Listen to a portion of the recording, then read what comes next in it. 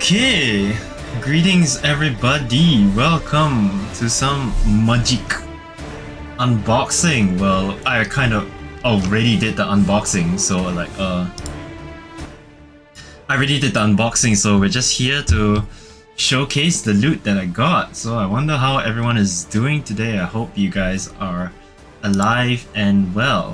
Yeah, so yeah, let's get started with the loot, shall we? So as usual, we have 30 packs to open. So this time, oh oops, sorry. This time I'll go at a more reasonable and chill pace. So yeah, we actually got some good nice loot here today. Yeah, see, as you can see, like all the packs are already open. So like, yeah, some of them are more scuffed than the others, but I managed to put all of them back in one piece, hopefully. So yeah, let's see. Let's take out all these packs. And I suppose we can start here because this is the most scuffed one. So yeah, all these lovely packs. So yeah, hopefully everyone is alive and well. So yeah, shall we get started with the first pack or not? And maybe we can go over my sorry, let me just grab my let me grab my commander deck, like, and I will update you guys on what I have taken out and placed inside. So yeah, where's the commander?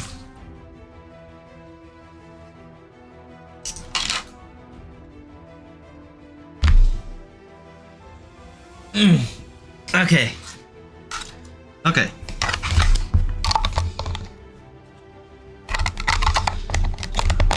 Yeah, we have the commander deck here for later, so yeah. Shall we? Okay.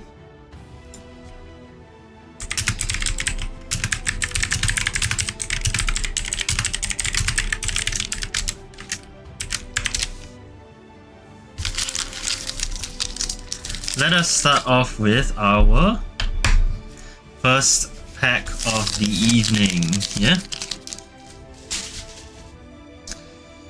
Yeah, we have our trusty bag from last week when we opened, when we built the beautiful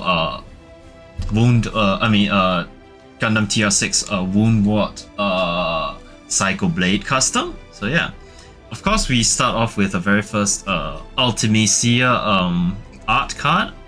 So that is a nice thing to have. Put that aside now. Let's start off with the uncommons, shall we? Sorry, the common ones. We start off with the Black Mage's Rod and equipment. That basically just creates a token and has +1/+0. Whenever it casts a non-creature spell, it deals 1 damage to opponents and is a wizard, and with an equip cost of 3. Next up, we do have the Red Mage's Rapier is the same thing, as the Job Select trait, as well as whenever you cast a non-creature spell, this creature gets +2/+0 until the end of the turn, and it's a wizard in addition to all its types. Yeah, we've seen that before many a time. Okay. Next, the Town Greeter. When this creature enters mill 4 cards, you may put a land from amongst them into your hand. If you put a town card into your hand this way, gain 2 life. Yeah, this is of course from FF1. Probably the first time you walk into town. Of Cornelia, so yeah. Next we have the Sage's Noliths with the same drop select trait. So yeah, when equipped creature gets +1/+0, has whenever this creature attacks, untap target attacking creature, and is a cleric in addition to its other types with an equipped cost of 3. Yeah, this is a non-foil version, so yeah.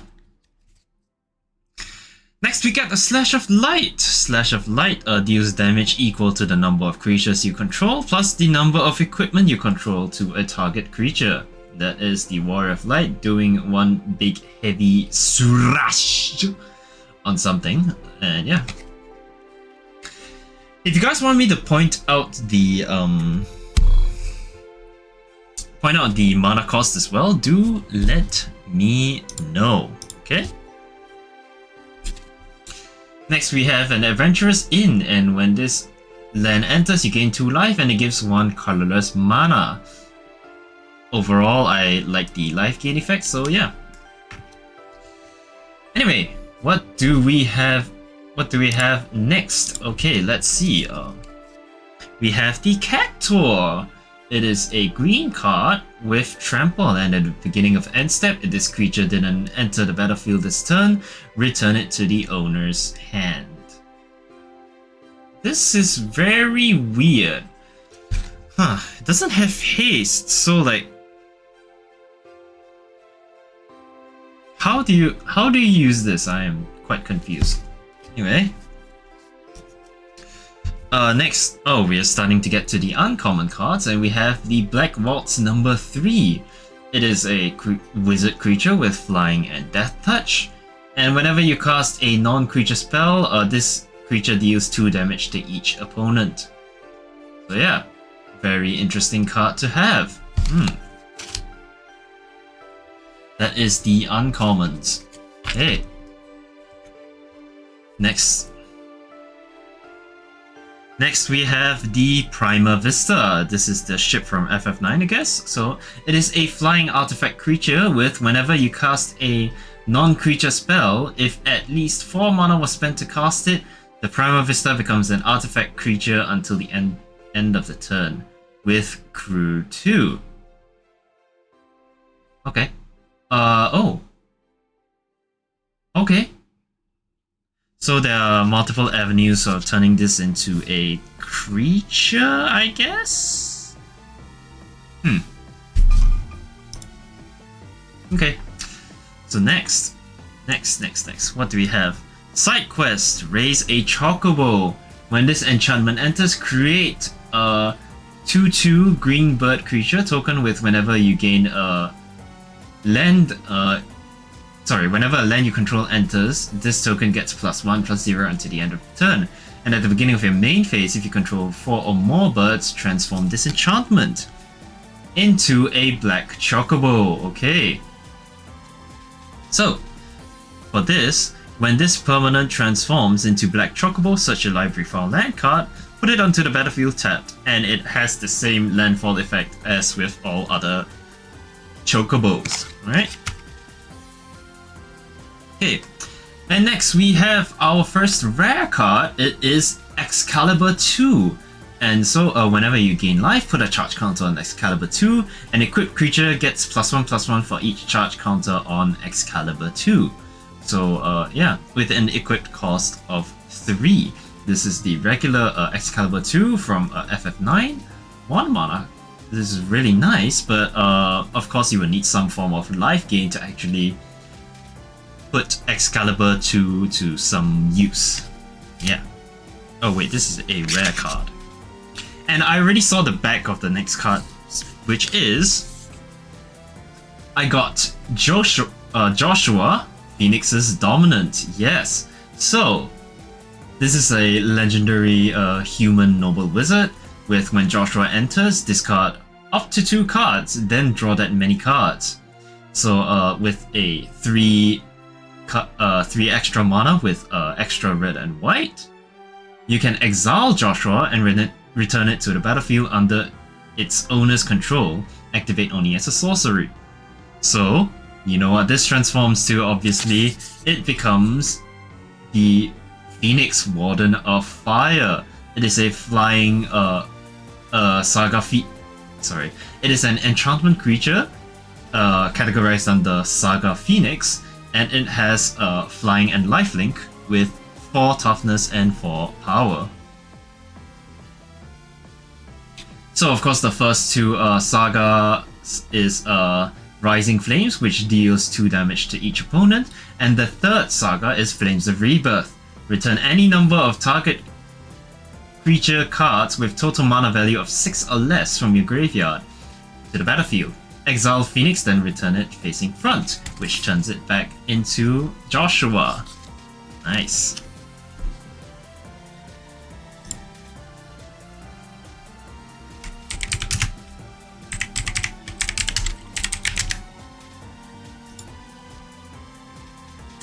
Next, we have a foil Balam T-Rex, which is a green creature with trample, and when this creature enters, you gain 3 life with forest cycling. Discard this card, search your library for a forest card, reveal it, and put it into your hand and shuffle. But I don't see why you will do that with a 6/6 cost. I mean, a 6 toughness and 6 power. Yeah, is toughness and power the same thing? I don't know. And of course, our land is a Windhurst Federation Center, which comes in tapped and gives white and green. Yeah. Sorry, I just got a message from the group.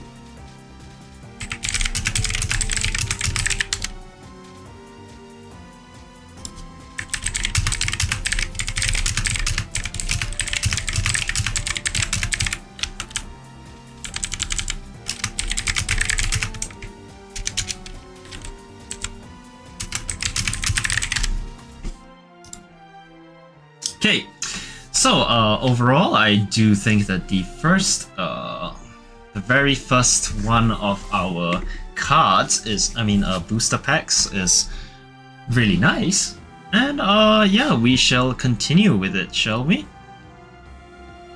I got a couple of good hits in this booster box as well. Sorry if it's too. You know what? Let me get my backrest for a second. I'm so sorry. Okay, why did I actually wonder why I put my backrest on my bed. Yeah. Look at this chocobo rest.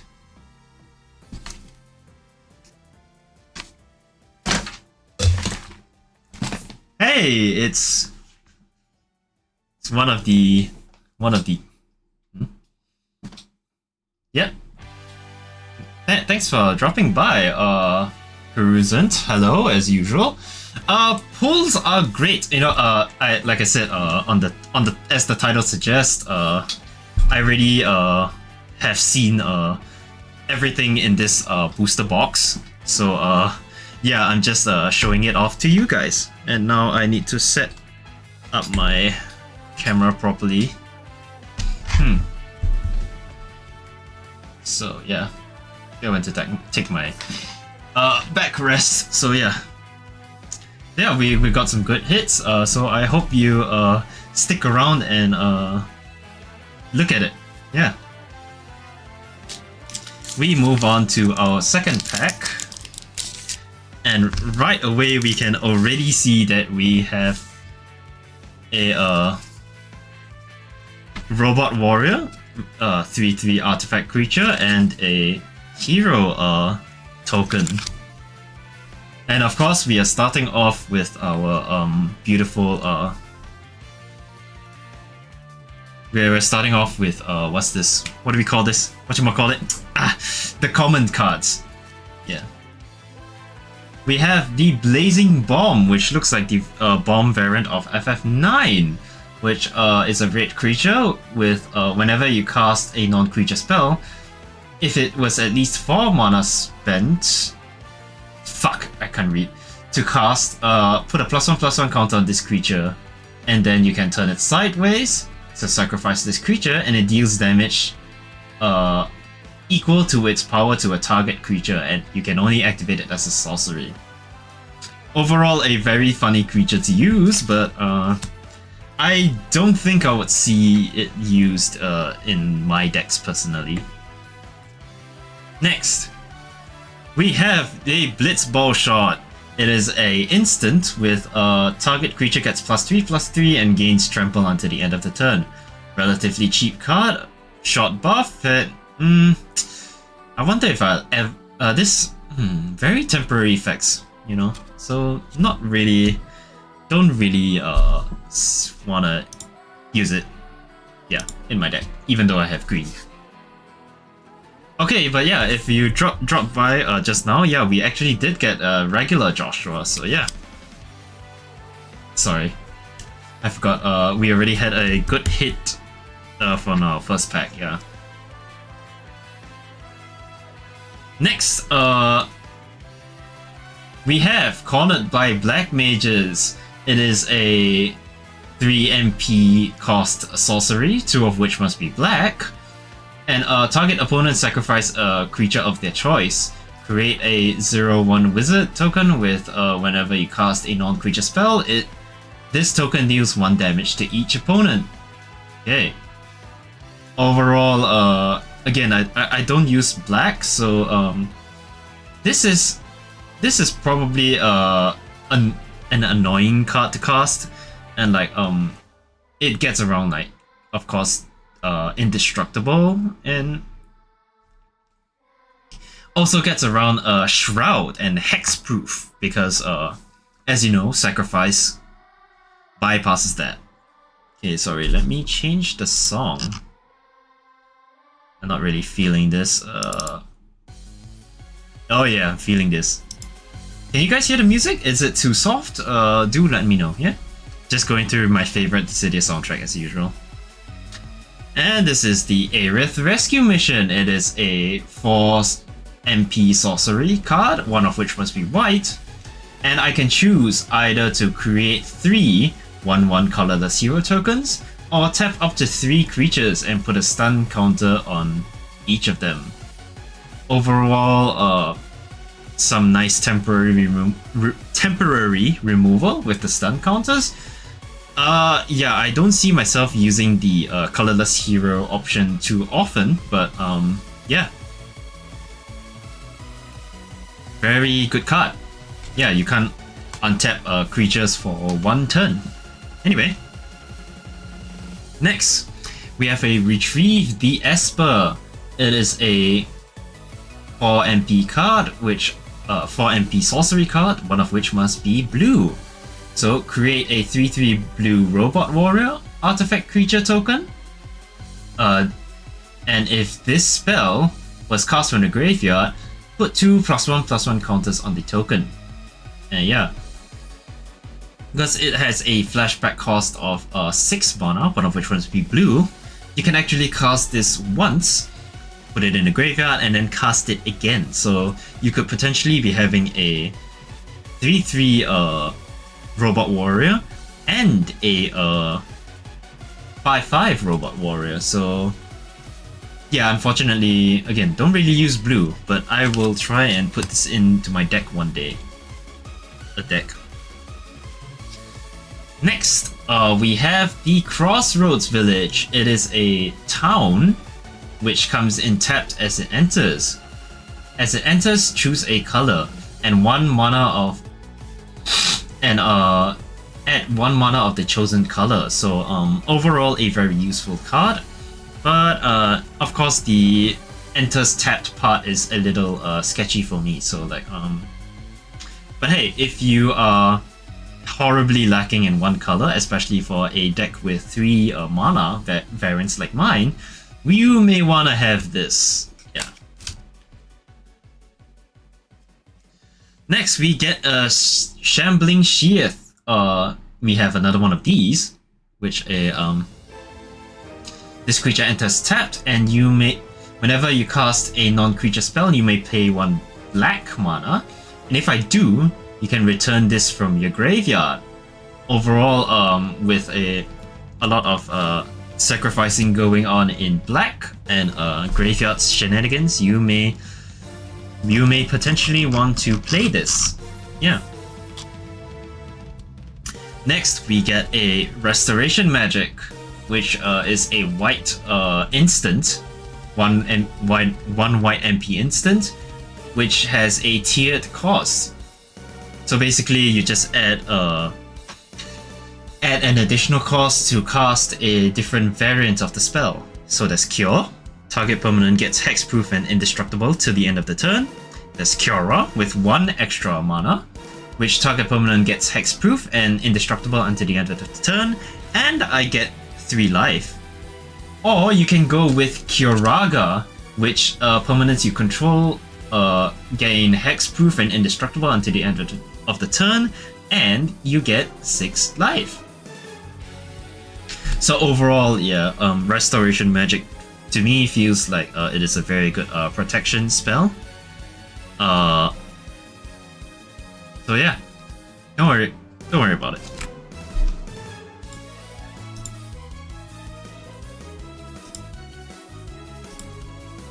Okay, next up we have Ultros from FF6, this ugly looking octopus. Yeah, I was actually quite happy that I got this because it is very meme. According to my friends, it's a very meme card, and Ultros himself is quite the meme. So yeah. So whenever you cast a non-creature spell, if at least 4 mana was cast to spend it, if at least 4 mana was spent to cast it, tap target creature an opponent controls and put a stun counter on it. And also, whenever you cast a non-creature spell, if at least 8 mana was spent on it, put 8 +1/+1 counters on Ultros. Well, considering it is a very cheap creature card to cast with 1 colorless and 2 mana, one of which must be blue. Overall, yeah, this is a very meme card, I think, especially the 8 +1/+1 counters on it. Like, I can see a very funny deck being built around this, and yeah, I can't wait to use Ultros eventually. Okay, so next up we have the Ring of the Lucii. It is just a soul ring, but with an additional effect. So it is a 4 mana legendary artifact with turning it sideways will give us 2 colorless mana, but there's an additional effect with that costs 2 mana and turn it sideways, pay 1 life and tap target non-land permanent.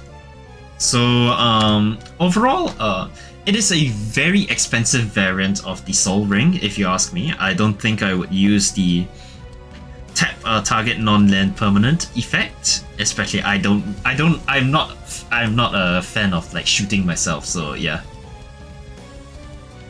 Next we have the Machinist's Arsenal, or Machinist Arsenal. It is a 5 MP artifact, one of which must be white, and it has the Job Select trait along with it.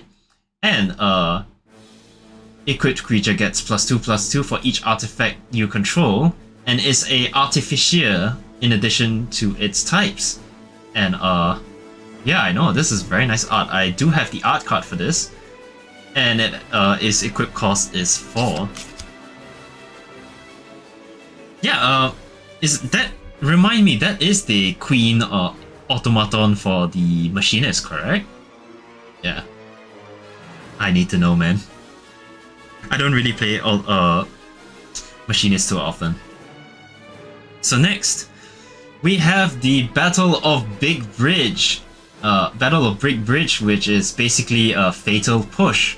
And I'm certain that this is Amano art. Yes, you see it right there. Come on, focus, man. But it says Yoshitaka Amano right there.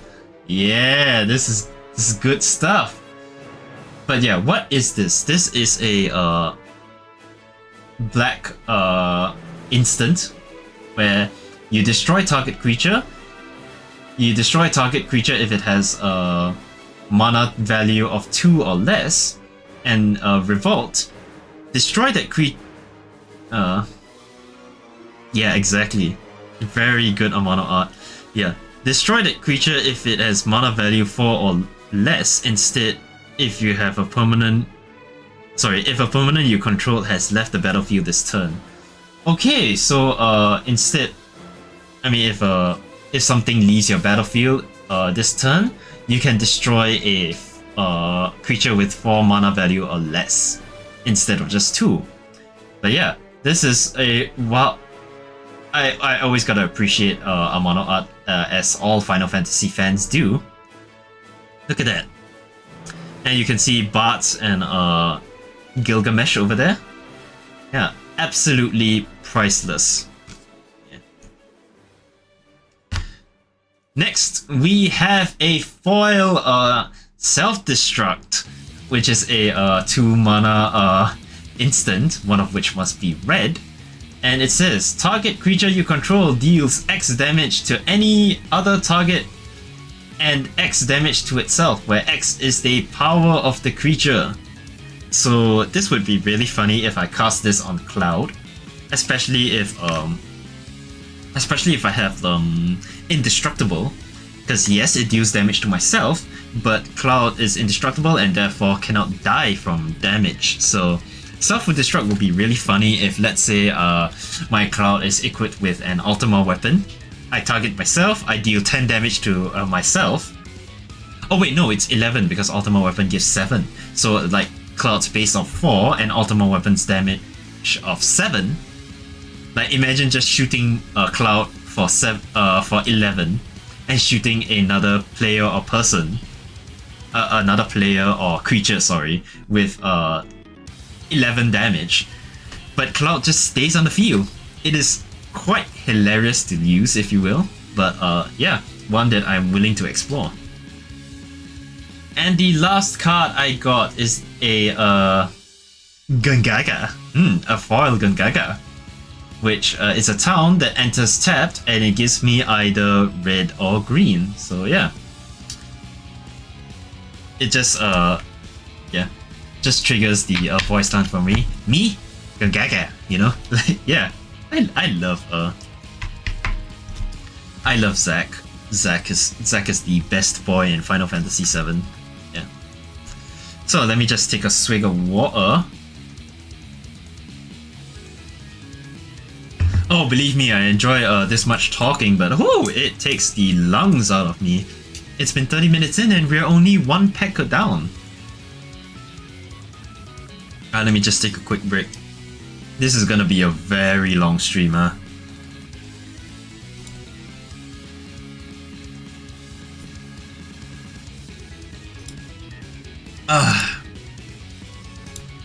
So, as usual, I do hope everyone is enjoying the pack opening. So yeah, let us continue, shall we? On to the next pack. Which there's one right here, so let us open it. So do you guys enjoy it when I start from the top? Like all the rare cards come later. I hope you guys like it if I do it that way. So yeah.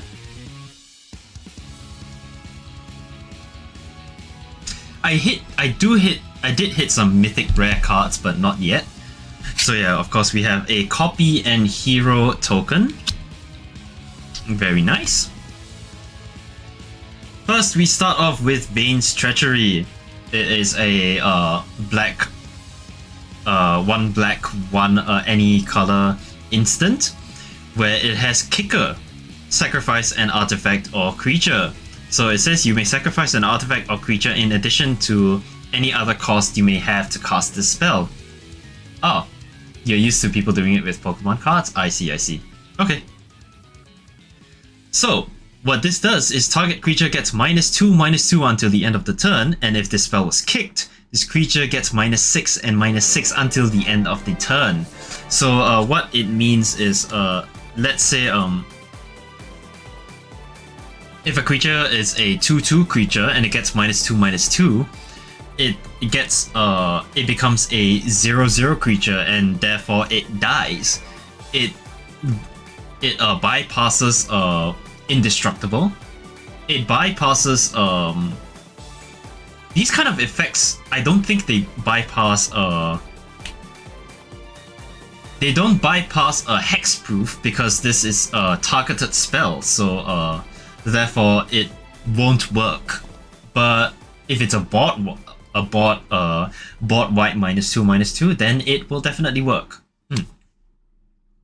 So next it is Suplex. Suplex is a 2 mana sorcery, one of which must be red, and I can choose to either deal 3 damage to a target creature, and if they were to die, you exile the creature instead.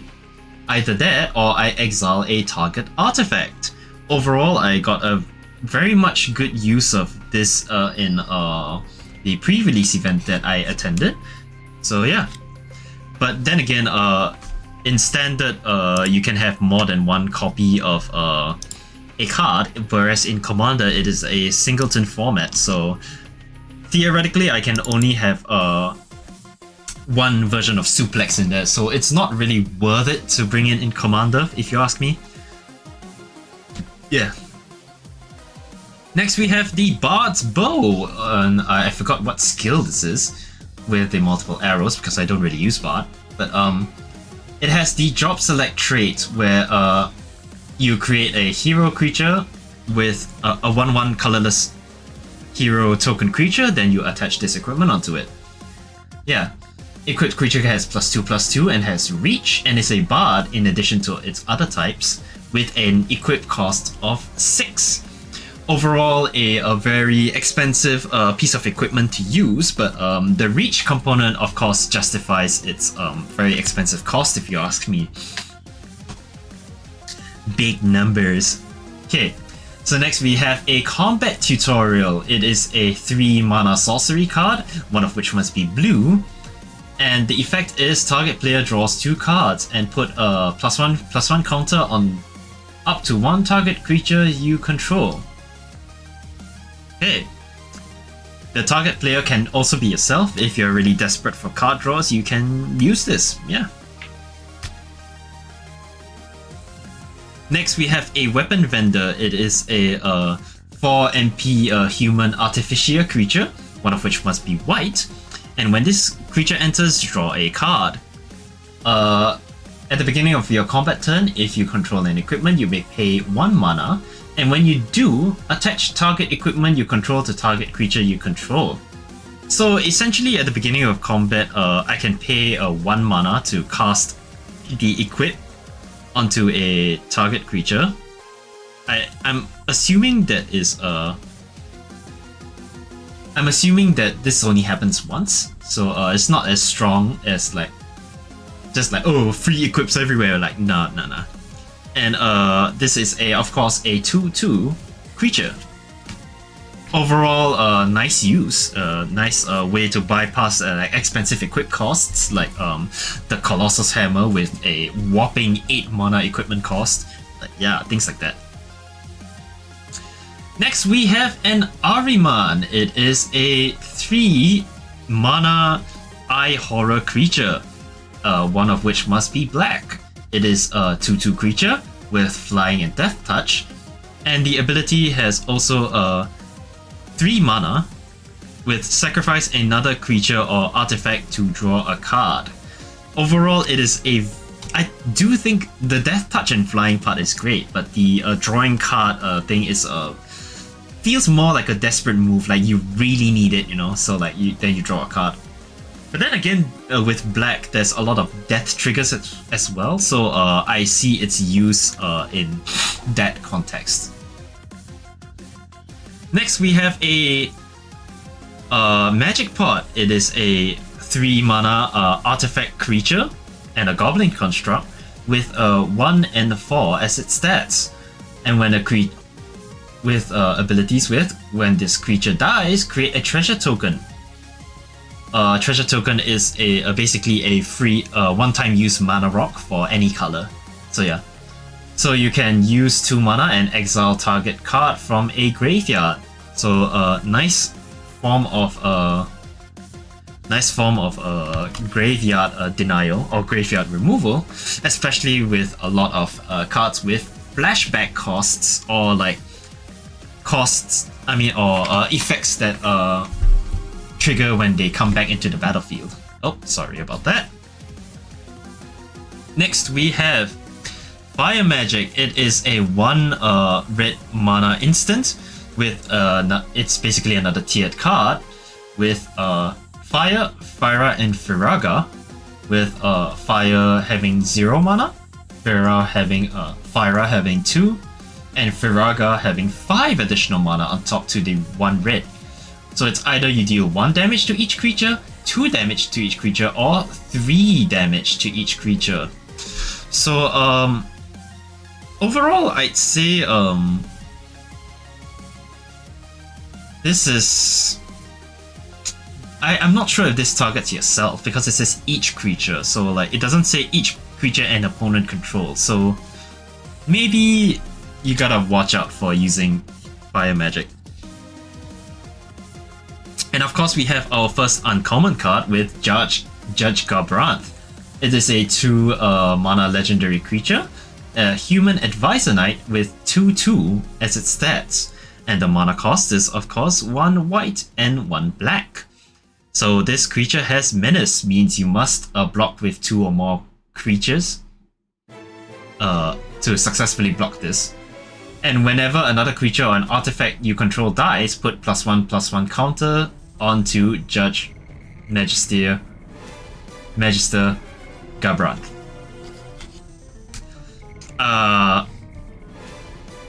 You want things to die in your hand, and yeah, overall Garbranth, pretty nice stuff.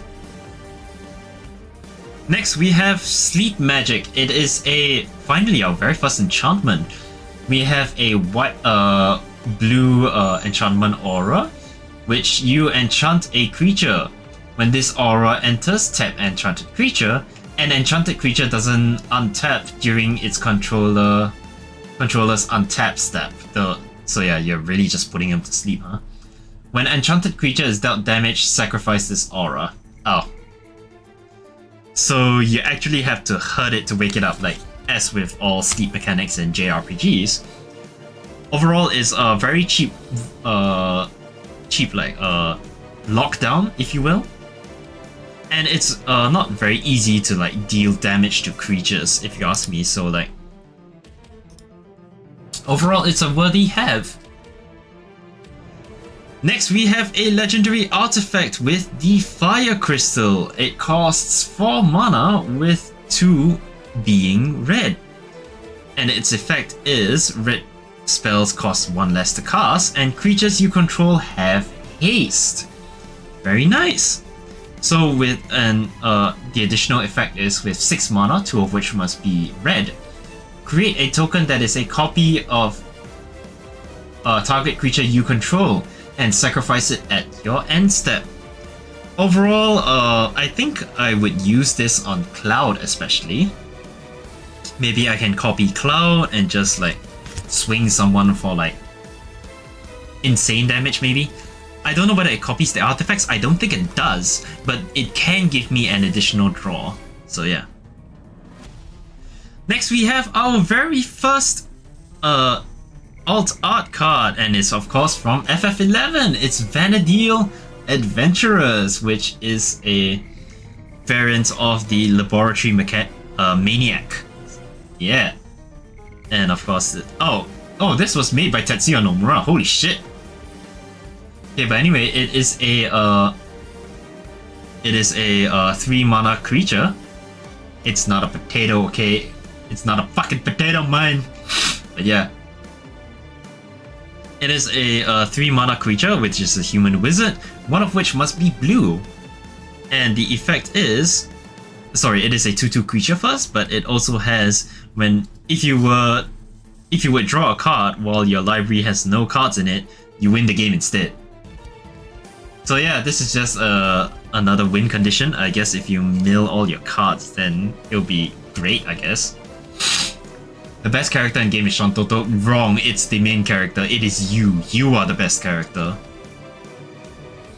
Yeah, next we have a foil alternate art. Summon Guardian Force Cerberus. Yeah, it is a 4 mana enchantment creature with 3/3 for its stats. Yeah, just look at it in all its glory, man. It's looking hella clean. And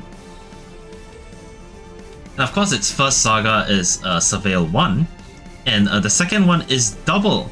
When you next cast an instant or sorcery spell this turn, copy it. You may choose new targets for the copy.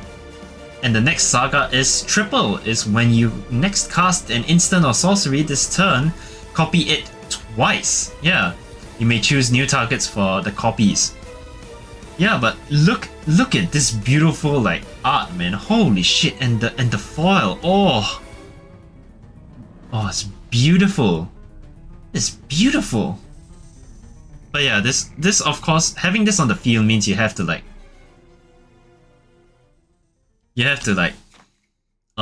spell sling a little bit. Yeah. And next, of course, we have a green forest card. Yeah. Okay. Nothing special. It's just a green forest card. Oh.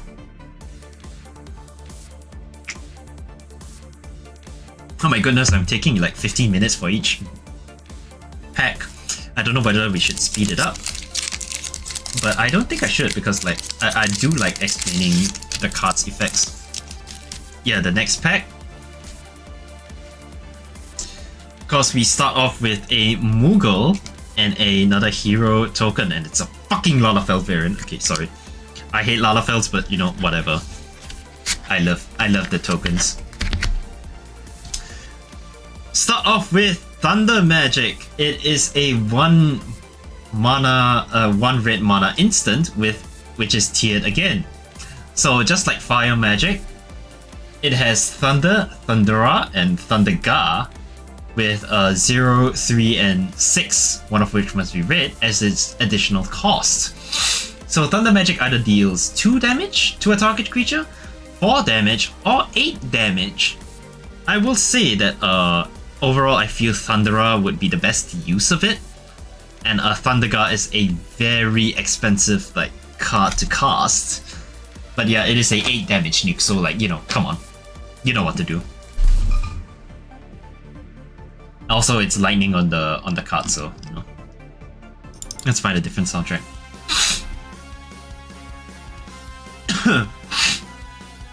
Yeah, lightning is the art and not a black mage. Yeah, very funny, right? Next is Commune with Beavers. Commune with Beavers is look at top. Sorry, it is a 1 green mana sorcery, which effect is look at the top 3 cards of your library. You may reveal an artifact, creature, or a land card amongst them and put them into your hand. Put the rest at the bottom of your library in any order. Nice way to try and fish out lands or artifact creatures, but overall I don't really want to use this, so yeah. Next, what do we have? We have an Undercity Dire Rat. It is a 2 mana creature, one of which must be black, and it's a rat, of course, which has 2/2 for its stats. And its effect is Rat Tail. When this creature dies, create a treasure token.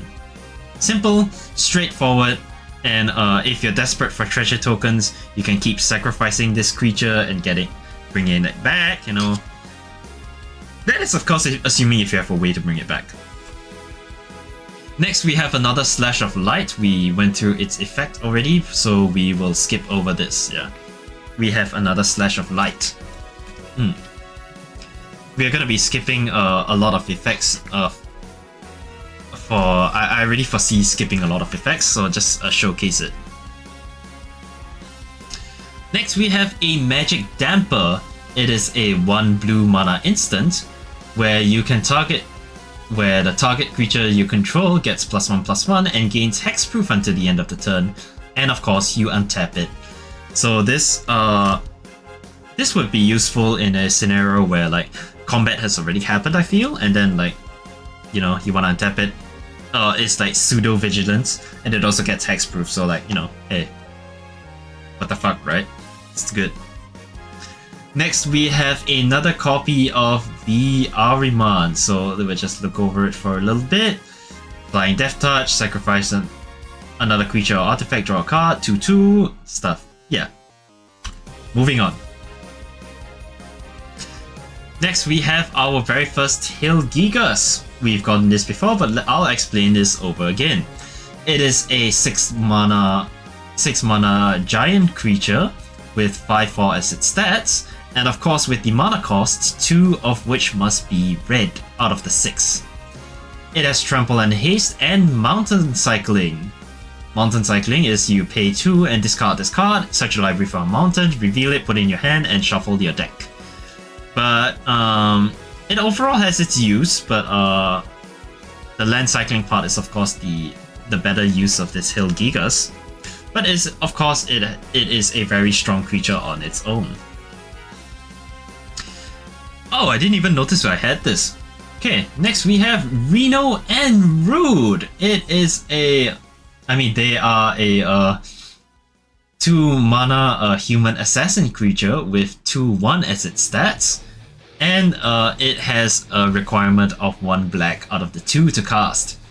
So of course this creature has Menace, and whenever Reno and Root deal combat damage, exile top card of player's library, then sacrifice another creature or artifact. If you do, you may play the exiled card this turn and mana of any type be cast to spend it. Okay, overall a very useful effect, especially since you want to sack creatures, typically with black. So like, yeah, with death triggers and stuff, you can just cast, you can use any mana to cast whatever's in the hand of another player. So yeah, good card, good card. Next we have Renoa Hartley. It is a 5 mana creature card, a human rebel warlock card with 4/4 for its stats, and the mana of course requires 1 green and 1 white out of the 5. So Renoa Hartley, and when Renoa enters the field, create an Angelo token, which is a green 1/1 dog. Okay, very funny. An Angelo Cannon. Whenever Renoa Hartley attacks, another target creature you control gets +1/+1 until the end of the turn for each creature you control. So yeah, it is very nice to go wide, and if another creature has trample, you just buff it with all the stats and fling it at someone, you know? Hell yeah. Okay, next we have a Sandworm. It is a 5 mana worm creature with 5/4 as its stats and 1 red as its requirement to cast.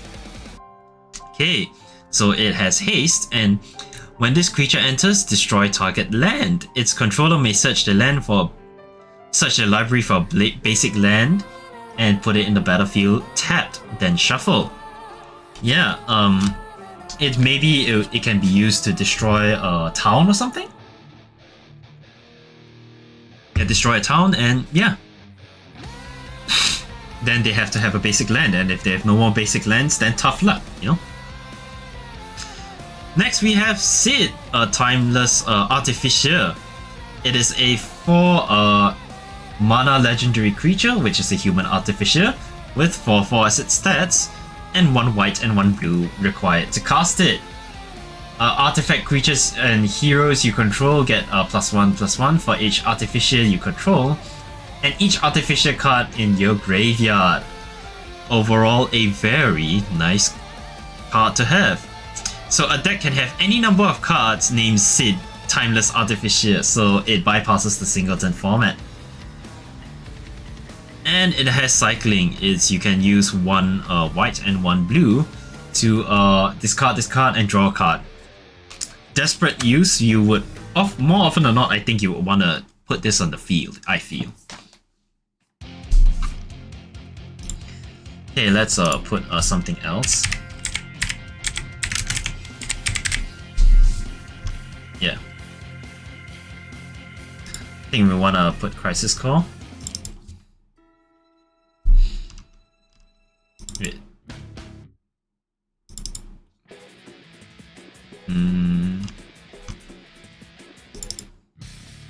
Yeah, this is the good stuff.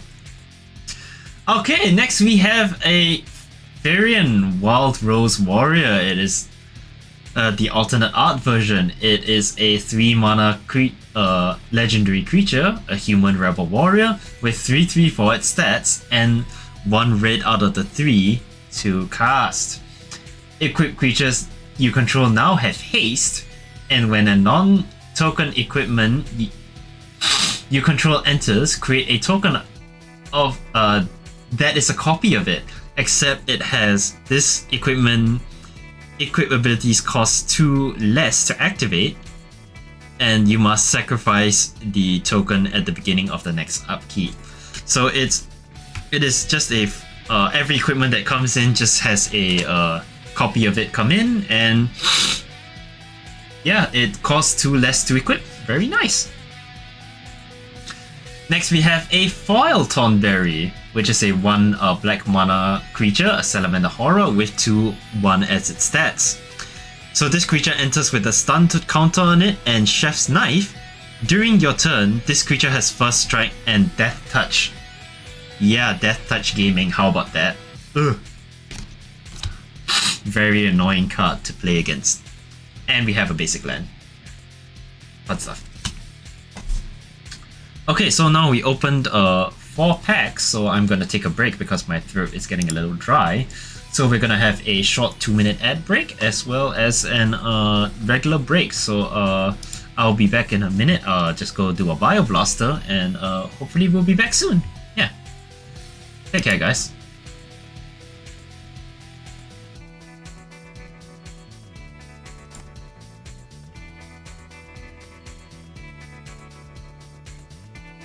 Thank you for bearing with me.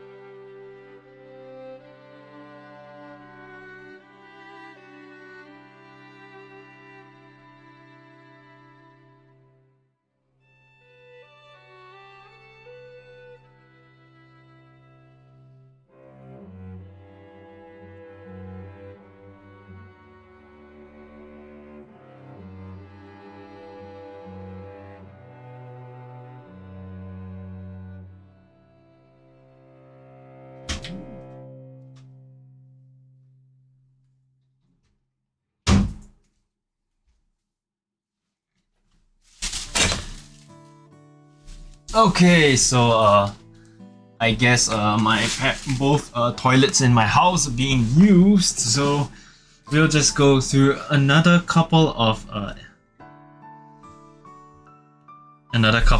packs. So wonder if everyone is still around. Thank you. Thank you for sticking with me. Stay with me. So yeah, let me just check something real quick.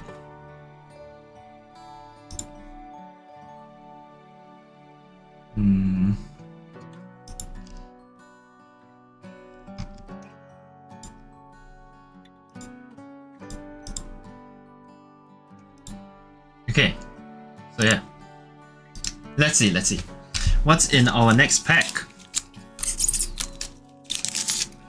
Okay, of course we start off with the lands first and the tokens. One white land and one hero token. So yeah, pretty straightforward. That now we get into the meat and potatoes of the pack.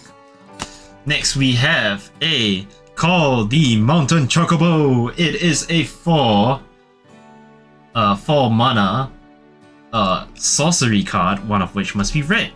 Such a library for a mountain card. Reveal it, put into your hand, and shuffle. Create a 2/2 green bird creature token with whenever a land you control enters. This token gets +1 and +0 to the end of the turn, with a flashback cost of 5 and 1 red as well. Yeah.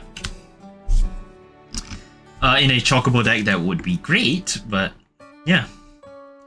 I don't think Chocobo has red, so yeah. We have a Gaboo Gardener, which is a 2 mana plant beast creature with 1/3 as its stats and 1 green as a requirement to cast. And with an additional ability, which you can tap this creature to get green mana. Overall, I think I would use this as a good mana rock, and it's a little difficult to kill, especially with okay, I don't know about a little difficult to kill, but it would be less likely to die because it has 3 health. Now we have an Vincent's Limit Break with 1 black and 1 mana for its cost, 2 mana, one of which must be black, and is another tiered spell, which until the end of the turn, target creature you control gains when this creature dies, return it to the battlefield tapped under its owner's control, and has a chosen base power and toughness. Yeah, since it's a tiered spell, you can either use 0 mana, 1 mana, or 3 mana, in which you can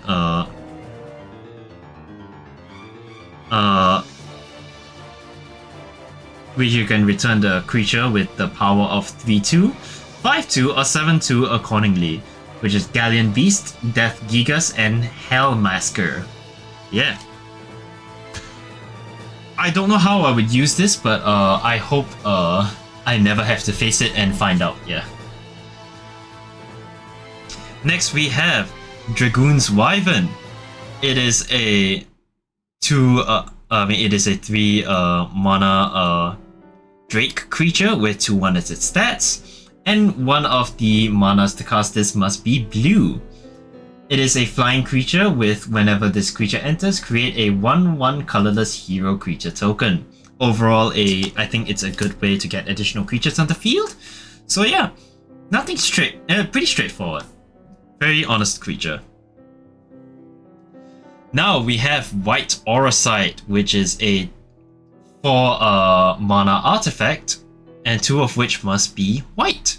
So when this artifact enters, exile target non-land permanent an opponent controls until this artifact leaves the battlefield. Otherwise, it just provides one white mana. For providing just 1 white mana, it is very expensive to use, I'd say.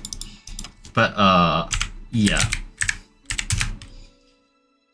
I don't see myself using this too often. Sorry, let me just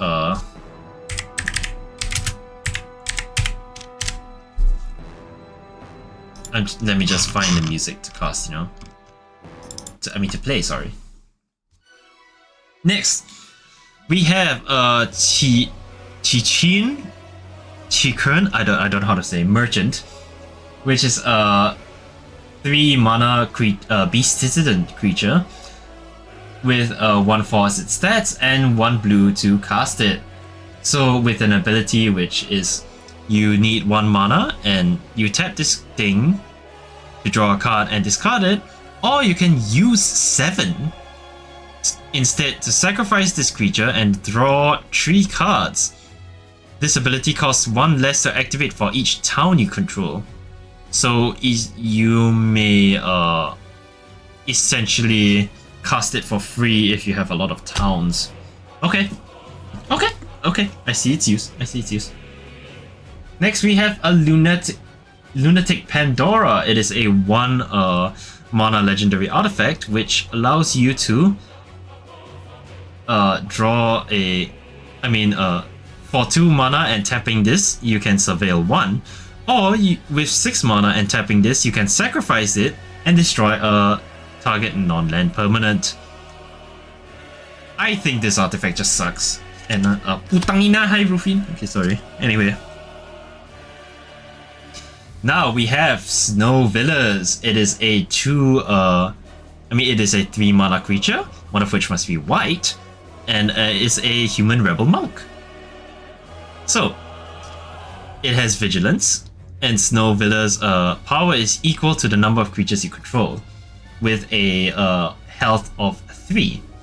So yeah, overall, how do I say, if you're going white with him, it would be great, but yeah, it requires a lot more than you think. Next card, we have Tifa's Limit Break. It is a 1 green mana instant, which is a tiered spell, of course, with these Limit Break cards. So you can either use 0, 2, or 7, one of which must be green, to either cast Somersault, Meteor Strikes, or Final Heaven. Somersault, the Somersault effect is target creature gets +2/+2 until the end of the turn. Meteor Strikes doubles the target's creature's power and toughness until the end of the turn. And Final Heaven triples it instead. So, yeah. Maybe I'll put this in. I don't know. I'll figure it out, Figure it out. Next, we have a Valkyrie Aerial Unit. It is a 7 mana artifact creature construct, 2 of which must be blue. And it has a 5/4 for its stats. So affinity to artifacts, this spell costs 1 less to cast for each artifact you control. It is flying, and when this creature enters, you surveil 2. Strong card, but its cost is extremely high if you ask me. So like, yeah. Rufinne, come and talk to me, please. Are you done with your raid? You can come here, baby girl. Or, sorry, mama. Next, we have a Pupu UFO, which is a 2 mana artifact creature. It has 0/4 for its stats, and it has flying. With other abilities such as tapping it, you may put a land card from your hand onto the battlefield. I don't know whether this also counts as an additional land draw, but yeah, that's one thing you can consider. And you can pay 3 until the end of the turn. This creature's base power becomes equal to the number of towns you control. I don't know how you can put this into your deck, but good luck trying to find a way, especially if you have a lot of non-basic lands, towns, if you will. Yeah, where hearts align. Is this a rare card? It is a rare card with a Masamune. So it is a 3 mana legendary artifact equipment, which as long as equipped creature is attacking, it has first strike and must be blocked if able to. And it also if a creature dying causes a triggered ability of this creature or an emblem you own to trigger, this ability is triggered an additional time with an equip cost of 2. So I don't really want to see dying effects on my deck, so I'm not really going to add Masamune in, but I can see its uses. I can see its use. And we have a foil Coral, It is a 2 mana cat beast creature, one of which must be white. It has stats of 2/2, and you can use 1 mana and 1 white mana to tap a non-enchantment creature. Okay. Yeah. Simple card, but it's nice in foil, so I like it a lot. Okay, not really a lot, but it is just a shiny cat. Land. Okay, first, hero token. Baron Airship Kingdom. It is our land of this pack. This land enters tapped, and it gives me either a blue or red mana. Straightforward, nice, simple. First, we start off with Haste Magic. It is a 2 mana instant, one of which must be red. And target creature gets +3 and +1 and gains haste until the end of the turn. Exile the top card in your library and you may play it until your next end step. So, cheap card, but you'll probably want to use additional... I mean, you're gonna need additional mana for that second effect, which often is a downside if you ask me. Next, a Blitzball Shot. We already had one of these, I think. It's just a +3/+3 and gets trample until the end of the turn. Simple, nice, straightforward. Moving on. Next, we have another Vein's Treachery. Kicker, target creature gets -2/-2 until the end of the turn, and if this spell is kicked, -6/-6 until the end of the turn. Nice, simple, straightforward. We have another copy of this. Okay.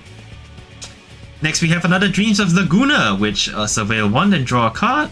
Flashback of 3 and 0. Wait, do we have another Dreams of Laguna? Let me check. I'm pretty sure we had another one of these. Eh?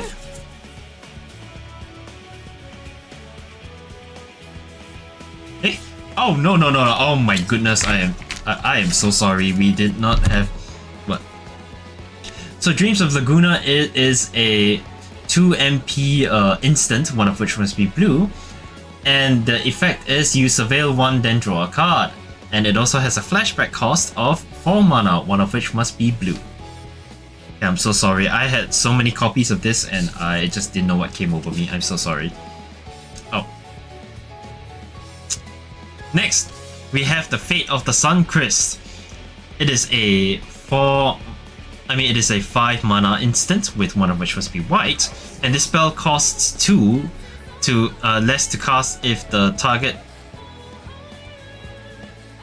it targets a tapped creature, and just destroy a non-land permanent. Okay, nice, very nice.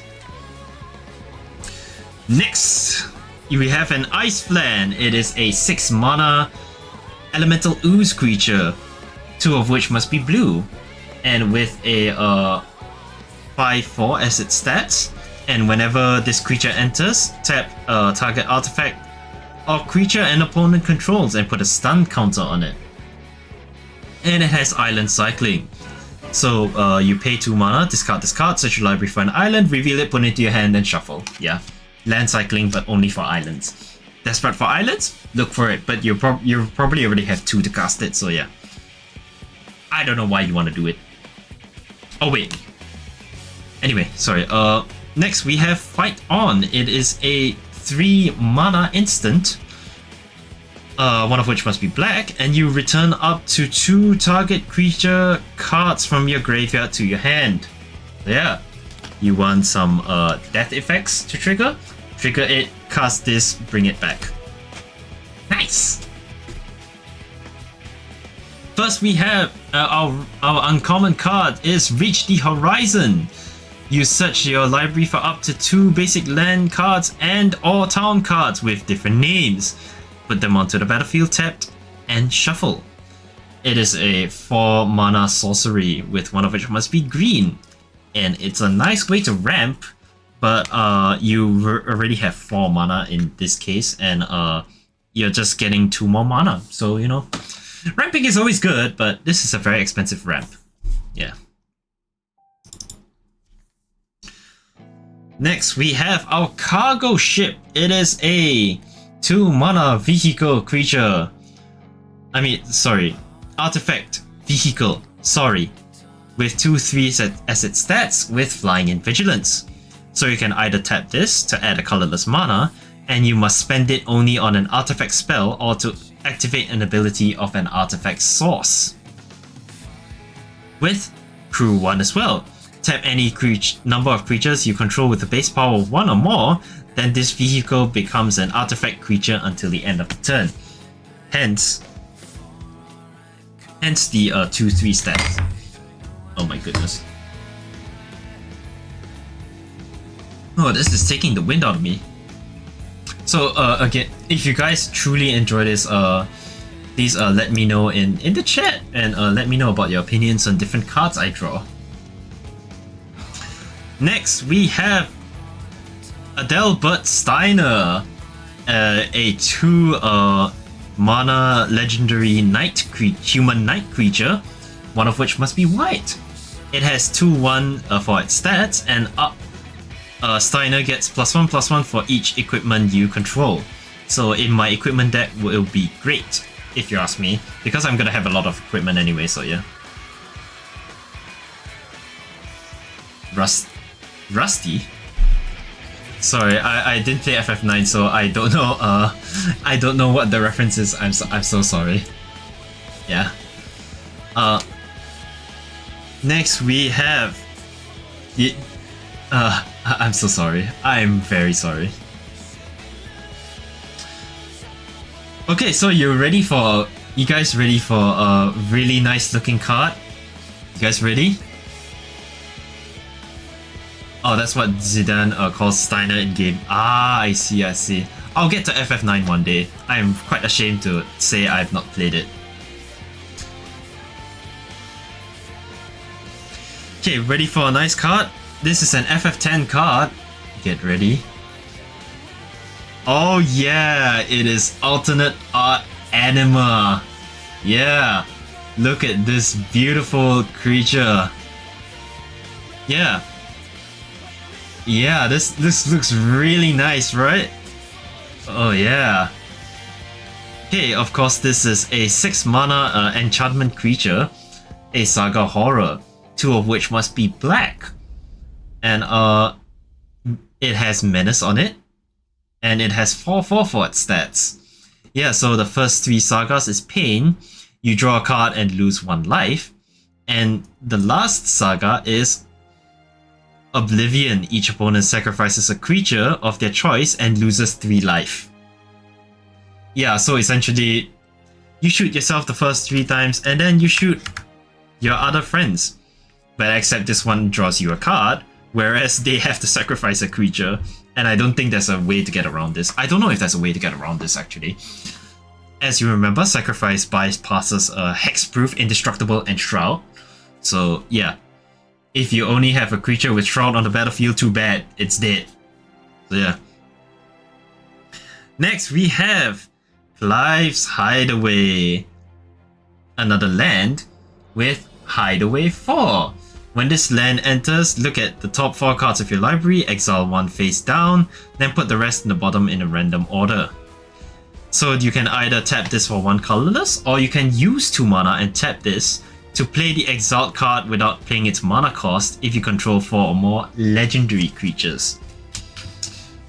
I don't know whether you want to use this. It's a very niche effect if you ask me. I don't know. I don't have enough Magic expertise to truly know the use of this. And then we have our foil battle menu. It is a 2 mana instant, one of which must be white. And I have to choose 1 effect. It's either I attack to create a 2/2 white knight creature token, target ability, which target creature gets +0/+4 until the end of the turn, magic, destroy target creature with power 4 or greater, or item, you gain 4 life. Ideally, I think you would either want to use magic or ability. Oh wait, sorry, attack or magic. I don't really see the use for the gain life unless you have life trigger effects. But other than that, yeah, solid card. And now we move on to the next pack. Wonder what we start off with. Oh, it's very interesting because I don't remember myself. I think this is another nice card list. We start off with another Cornered by Black Mage, a sorcery that gets your opponent to sacrifice a creature and you create a wizard token. Straightforward. Next, we get a Warrior Sword. Okay, this is another one of the job select tokens. Not tokens, job select cards. Which this is a 4 mana artifact equipment, one of which must be red. And as I said, this has job select. You create a colorless hero token and put the equipment on it. So this creature, the equipped creature gets +3/+2 and is a warrior in addition to its other types with a 5 MP equipped cost. Very expensive card to use, but it gives us good stats, and if you have things that trigger warrior abilities, this will be great too. Next, oh my god, we get a Bellum T-Rex. Trample, 6/6, forest cycling. When it enters, you get 3 life. We have another one of this. In fact, we had a foil one earlier, so yeah. We'll just put this down here. Okay, now we have a Scorpion Sentinel. It is a 2 mana artifact creature, Robot Scorpion, and one of which must be blue. And this has 1/4 as its stats, and it says, as long as you control 7 or more lands, this creature gets +3 and +0. So this is a good card to cast early, and you'll get more use out of it when the game progresses. Hopefully it doesn't reach 7 lands, right? Next we have another Fate of the Suncrist. Destroy non-land permanent, and it costs 2 less if you target a tapped creature. We already had another one of this. Fight On! Return instant that returns up to 2 target creature cards from your graveyard into your hand. We had another one of this, so we'll move on to the next card. Okay, so what did we get next? An Adventurous Airship. It is a 3 mana artifact vehicle. It has a 3/2 as its stats, and of course this is a flying creature. So whenever this vehicle attacks, draw a card, then discard a card. So it has crew too. So I think this sounds like another desperate way to get cards, but you have to discard it and it goes in your graveyard. So like, I don't know. I don't like discarding cards. So next, normal battle menu. We had a foil one earlier. Now we have a non-foil version. Moving on. Let me just take a swig of water. Oh my god. Oh, I don't remember talking this much, man. Next we have Albert Salvages. It is a 3 mana creature with a human artificial warrior creature with 2/3 for its stats, and one of the manas to cast this must be black. So, whenever this creature or another creature or artifact you control dies, target opponent loses 1 life and you gain 1 life. Very nice denial card, I suppose. Next we have Ride the Shapoof. It's from FF10, okay. It is a 2 mana enchantment, one of which must be green. And it has landfall ability. Whenever a land you control enters, put a +1/+1 counter on target creature you control. And with 7 mana, 2 of which must be green, this enchantment becomes a 7/7 beast creature in addition to its other types. So this enchantment essentially becomes an enchantment creature with 7/7. Mantap, I know, very good. Very good. Next, you want to join the call? Next, we have all the FF fans, FF8 fans. Rejoice! I got regular Zell. Yeah! It is a 3 mana legendary human monk, which one of which must be red. It has 0/3 as its stats, and you may play. It has some nice abilities, I guess. You may play an additional land on each of your turns, and Zell gets +1 and +0 for each land you control. Holy hell! And at the beginning of your end step, return the land you control to your owner's hand. What? What? What? So you can play an additional land, you put it down and it gets more stats, and then you have to return the land. What the fuck? Very weird, but okay. Aha! Next, we look at this. Oh, we have more Amano art, guys. Oh, look at that. We have more Amano art. Oh. Okay, but this is Golbez clad in darkness, which is just Sir Comrade the Grim. Reskin of Sir Comrade the Grim. It is a 5 mana creature with a 5 mana creature, and 2 of which must be black. So it is a human knight with 5/4 as its stats, and whenever a creature you control, whenever another creature dies, or a creature card is put into a graveyard from anywhere other than the battlefield, or a creature card leaves your graveyard, Golbez deals 1 damage to each opponent. Really good effect. And when with 1 mana and 1 black mana, you can each player mills a card. So I guess if a creature does enter the graveyard using this mill effect, you also deal the 1 damage. Very nice. Very nice if you ask me. Okay, now our foil card of the season is cornered by Black Mages. Sacrifice target opponent creature, create a wizard. Easy. Forest and hero token. Okay. Moving. Everything okay? Everything okay around here? I don't know. Please join me.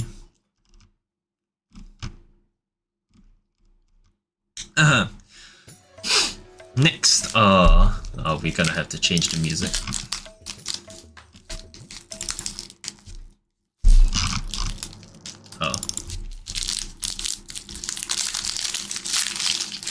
Okay, as with the start of this pack, we look at hero, knight. Oh, knight, nice, and a plains card. Oh, the FF Knights look great, man. And this is the FF7 variant of the Knight. I don't know who this is, but looks poggy woggy, my friends. First card of the pack. Namazu Trader. It is a 4 mana fish citizen creature, and it takes 1 black to cast it. It is a 3/4 with abilities like when this creature enters, you lose 1 life and create a treasure token. And when this creature attacks, you may sacrifice another creature or artifact. And if you do, surveil 2. Lot of downsides to the self, but okay. Next. Now we have another haste magic, +3/+1, and gains haste until the end of the turn.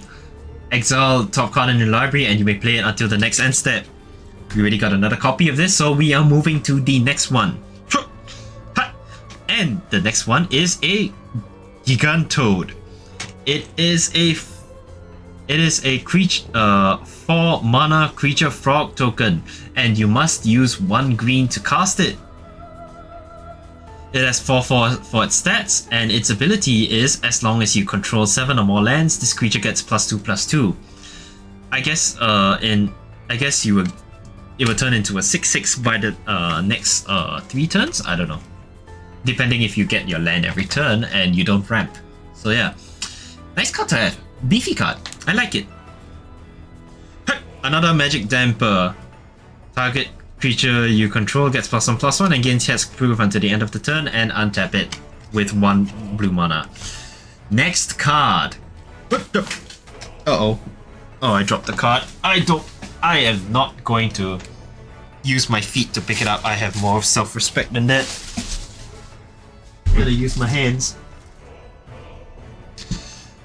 Okay, putang ina. Now it's time to get back to my seat. Oh shit!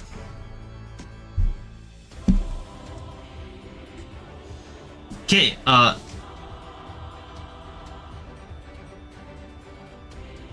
next we have a Magitech Infantry.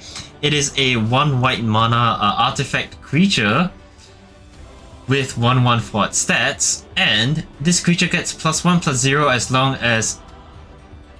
as long as you control another artifact. And with 2 mana and 1 white mana, search your library for another card named Magitech Infantry, put into your battlefield tapped, then shuffle. I don't think this can be used in Commander. Yeah, Magitech Infantry is quite scary. Hey, come in the call out, then I can explain to you.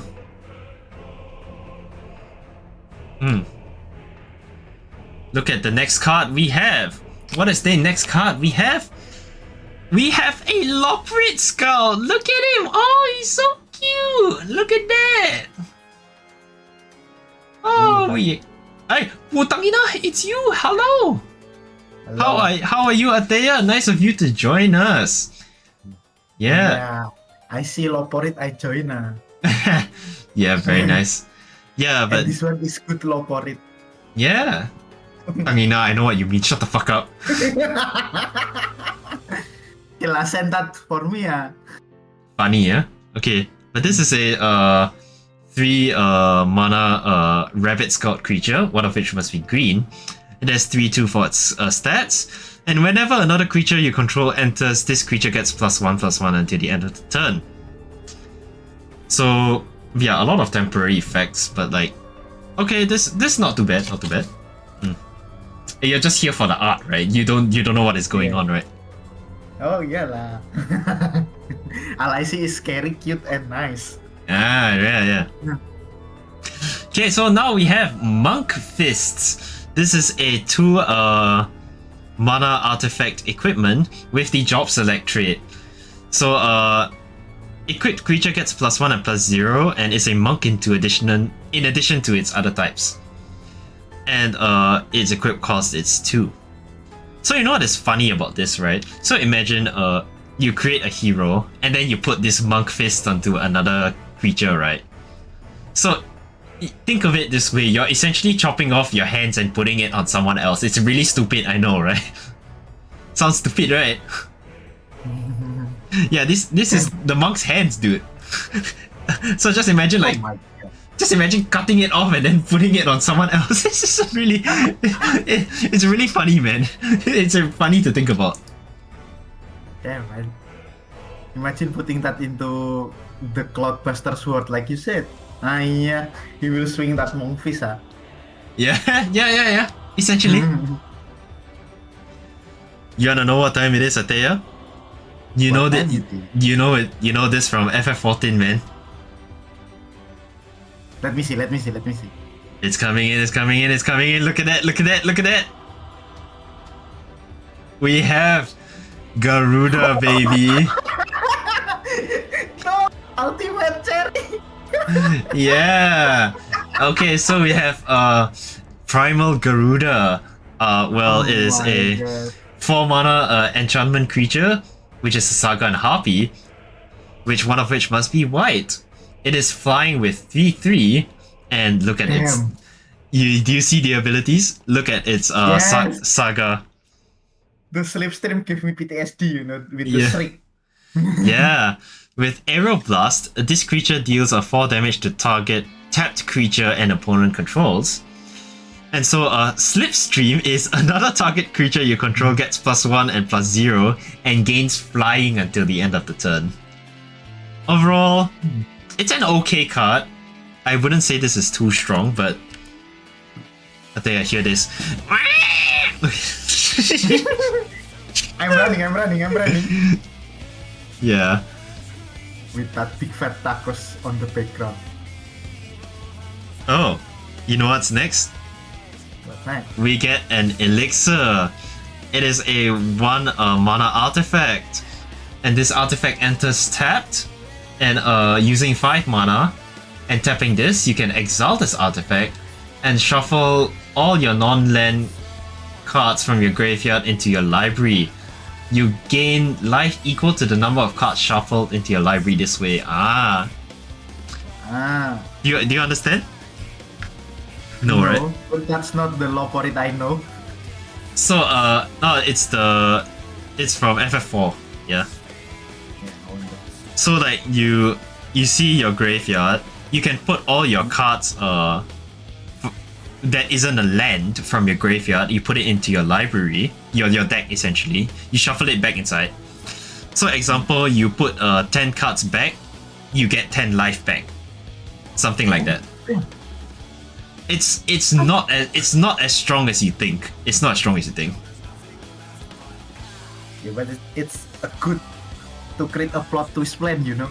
Yeah, it's great. It's great. I think Atea, you will like this one. Oh, show me. Look at that. No! I fell on the Taru doesn't make me happy. Yeah, I got Shantoto. It is a 3 mana legendary creature, which you need 1 blue and 1 white mana to cast it. Yeah. So it has 0/4 for its stats, and the ability is when you cast a non-creature spell, Shantoto gets +X and +0 until the end of the turn, where X is the amount of mana spent to cast the spell. If X is 4 or more, draw a card. So essentially, when you cast your spell, right, it's like it's playing a card. Except anything other than a land, you're essentially casting a spell. And so this only happens when you cast anything that isn't a creature. So like an instant, a sorcery, or an enchantment, okay? So using Masamune here as an example, if you use 3 mana to cast Masamune, Shantoto gets 3 more power until the end of the turn. Yeah. And yeah, and another example is, let's say you cast oh man. Like let's say you cast a Tifa's Limit Break and then you use Final Heaven. So because the cost is 4 or more, you can draw a card on top of getting like let's say 8 power for 8 mana for casting it. Yeah. On top of getting 8 power. Yeah. Overall, a good effect. Yeah. I think you can build around it though. Yeah, you can. I think. Disastrous. Yeah. Next, we have Zax Katsuri. Yeah, our resident black man from Final Fantasy 13. You remember him? Favorite one, right? Yeah. I remember it. He's my favorite. You need to find his child. Yeah. Yeah. So he's a 4 mana creature, human pilot creature, one of which must be green. So it has 3/3 for its stats, and when Zax enters the battlefield, you may search your library for a bird or basic land and reveal it and put it to your hand.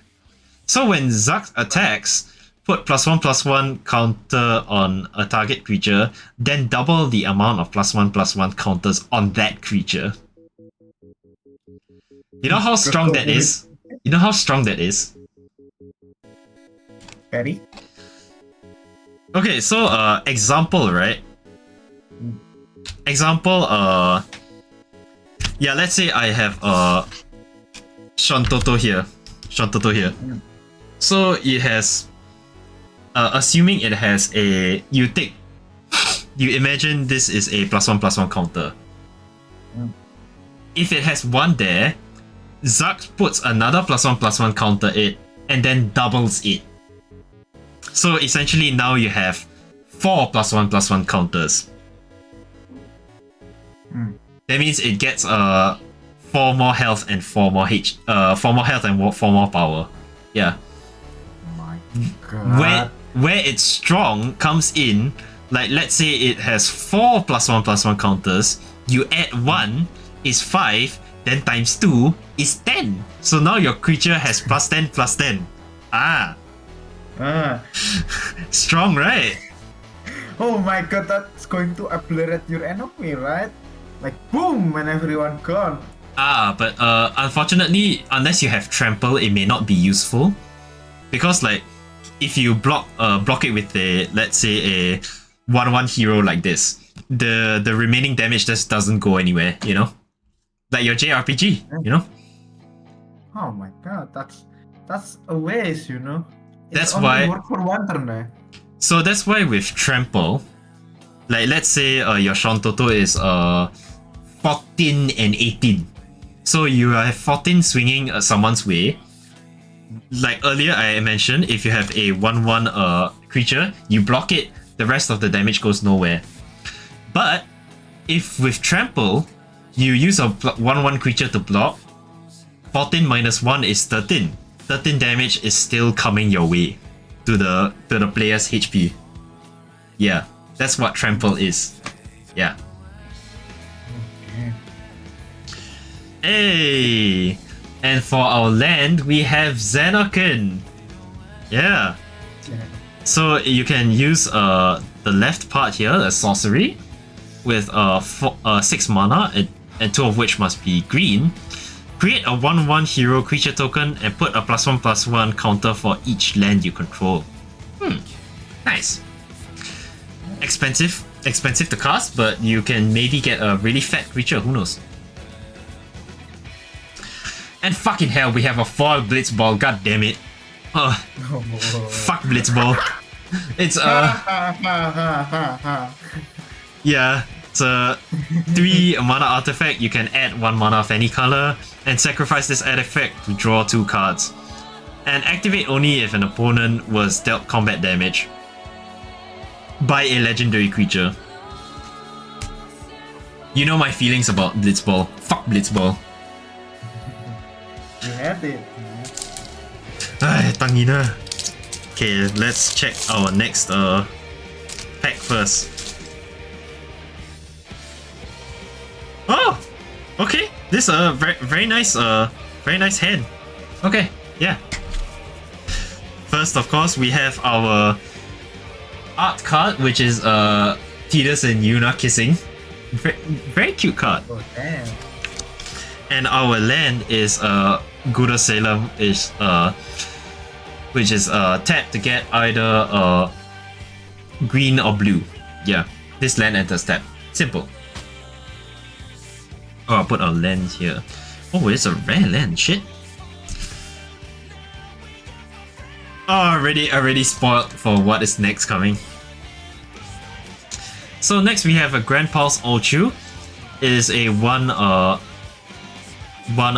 green mana creature with 1/1 for its stats.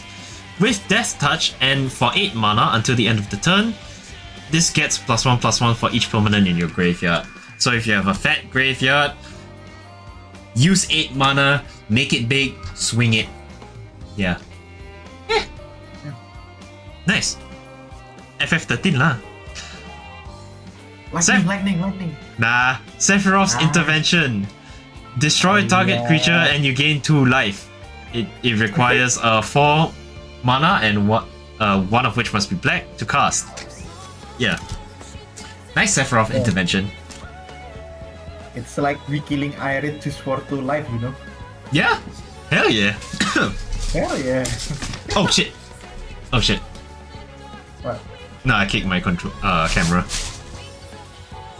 So item shop keep. It is a 2 mana creature, a human citizen, with 2/2 stats, and 1 red mana is required to cast. So whenever you attack, attacking equipped creature gains menace until the end of the turn. So this means, right, let's say I have Cloud with the Buster Sword on it, right? If it's attacking, it gets menace. And so menace, right, means 2 or more creatures. If you want to block it, you must have 2 or more creatures to block it. So it means, yeah, also need Aerith to use it. Yeah, funny for Sephiroth's intervention. But anyway, menace let's say you only have one creature on your battlefield, and a menace creature is swinging your way, you cannot block it. Because you only have one creature. You need at least 2 to block it.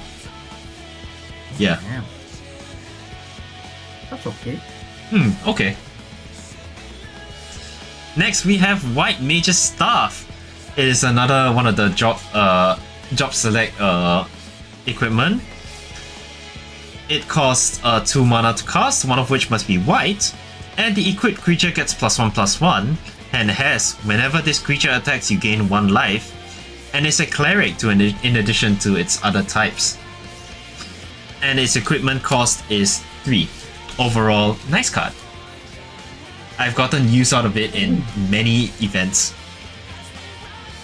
That looks neat, you know, adding 1 life every time attack. It's not really like lifelink, but it has, if you have like life gain triggers, then it will be very good. So like Aerith, for example, is whenever you gain life, you increase its stats by 1/1. So things like that, yeah. Things like that come into play, and it's really good. Oh, we can create such a good synergy then with that White Mech and Aerith. Yeah, exactly. So next we have Syncopate.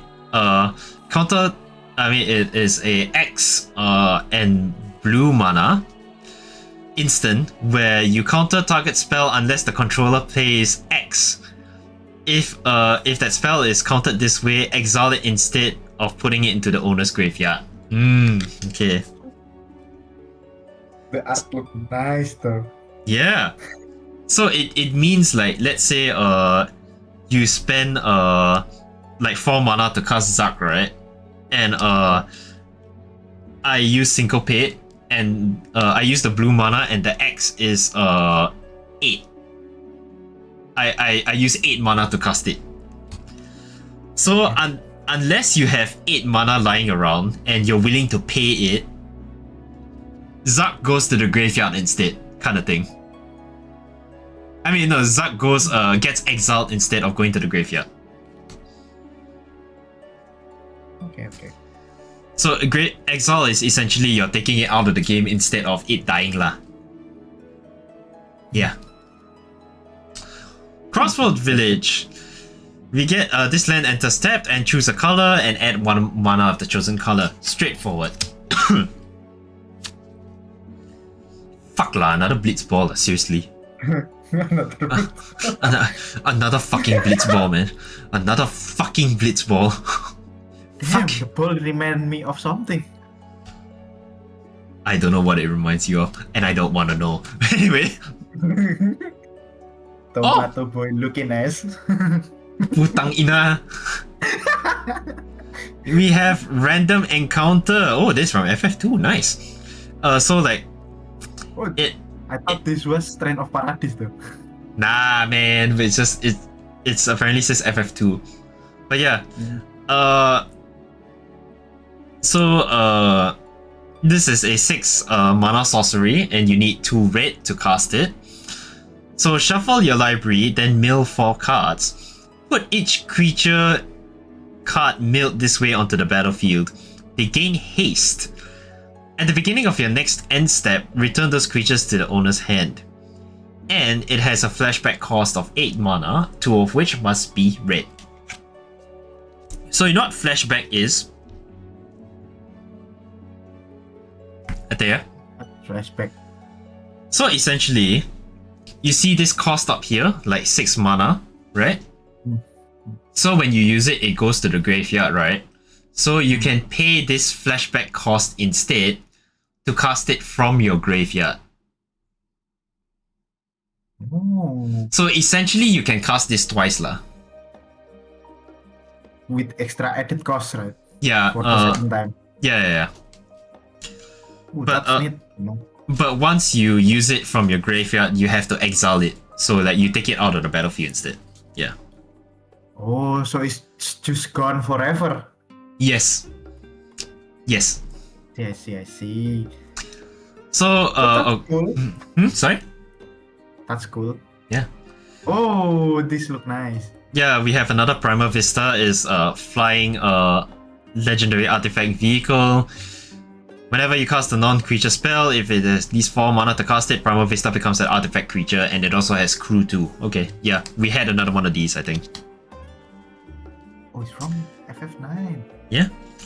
Next, we have a Cactuar. I think we have another. Did we have another Cactuar?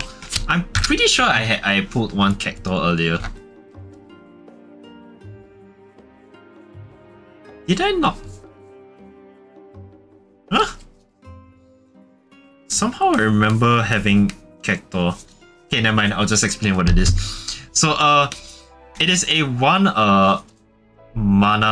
green mana plant creature, has trample, and at the beginning of your end step, if this creature didn't enter the battlefield this turn, return it to your owner's hand. Okay, yeah. Has 3/3. Okay. Cheap card, nice card. Good. Alright. Are you prepared to see 2 very nice cards? Too bad. Okay. Sola. First nice card we have. Look at that. We have X-Death. Oh, oh, this looks so cool, man. Yeah, that's not the best part of it. Okay, so it is a 3 mana creature. One of which must be black and one of which must be white. It has 3/3, and when X-Death enters your battlefield, you gain 3 life. And at the beginning of your end step, if there are 6 or more permanent cards in your graveyard, so like all your like instant sorceries, creatures, enchantments, all that, if there are 6 or more in your graveyard, you know what happens? You wanna know what happens? Oh, he become the second phase of the FFX. Yeah, he becomes Neo X-Death, man. Yeah, man. Oh, that's so cool. Yeah, so now Neo X-Death, gets trample, and Neo X-Death power is equal to the number of permanents in your graveyard. You see the star here? Yeah. Oh yeah. Damn. So example, It becomes so much strong. yeah. So like, especially with black decks, you want to put things in your graveyard. So like, let's say you have 13 permanents in your graveyard. Neo X-Death now has 13 power. Yeah. Sounds fun, huh? The best part is there's trample, you know? Yeah. Dang. That's amazing. That remind me the Red Dragon from Yu-Gi-Oh! Yeah. You want... Okay, before we go to our second nice card, we'll just show you the foil card first. It is a foil warrior sword. We already explained this earlier, so we'll just move to the next one, okay? You cool with that? Okay. Okay. Warrior, huh? Very Raja. Do you like FF14, right? Yeah. Cause guess who's next? Guess who's next? Guess who's next? It's fucking Xenos, baby! Fun Calvus, yo! Okay. Ooh. Yeah, so Xenos is a 5 mana creature, and you need 2 black to cast it. It has 4/4, and the first ability is My First Friend. So when Xenos enters the battlefield, choose a creature. Yeah, choose a creature an opponent controls. Until the end of the turn, creatures other than Xenos and the chosen creature get -2/-2. -2. Okay. Yeah, so to put it into perspective, right? Let's say you have this 2/2 creature. So when it gets -2/-2, right, it becomes 0 and 0, correct? Yeah. Since it has 0 health, it dies. Oh, it makes it. Oh, what? It dies. Oh, damn. So this That's amazing. We can clear fast then.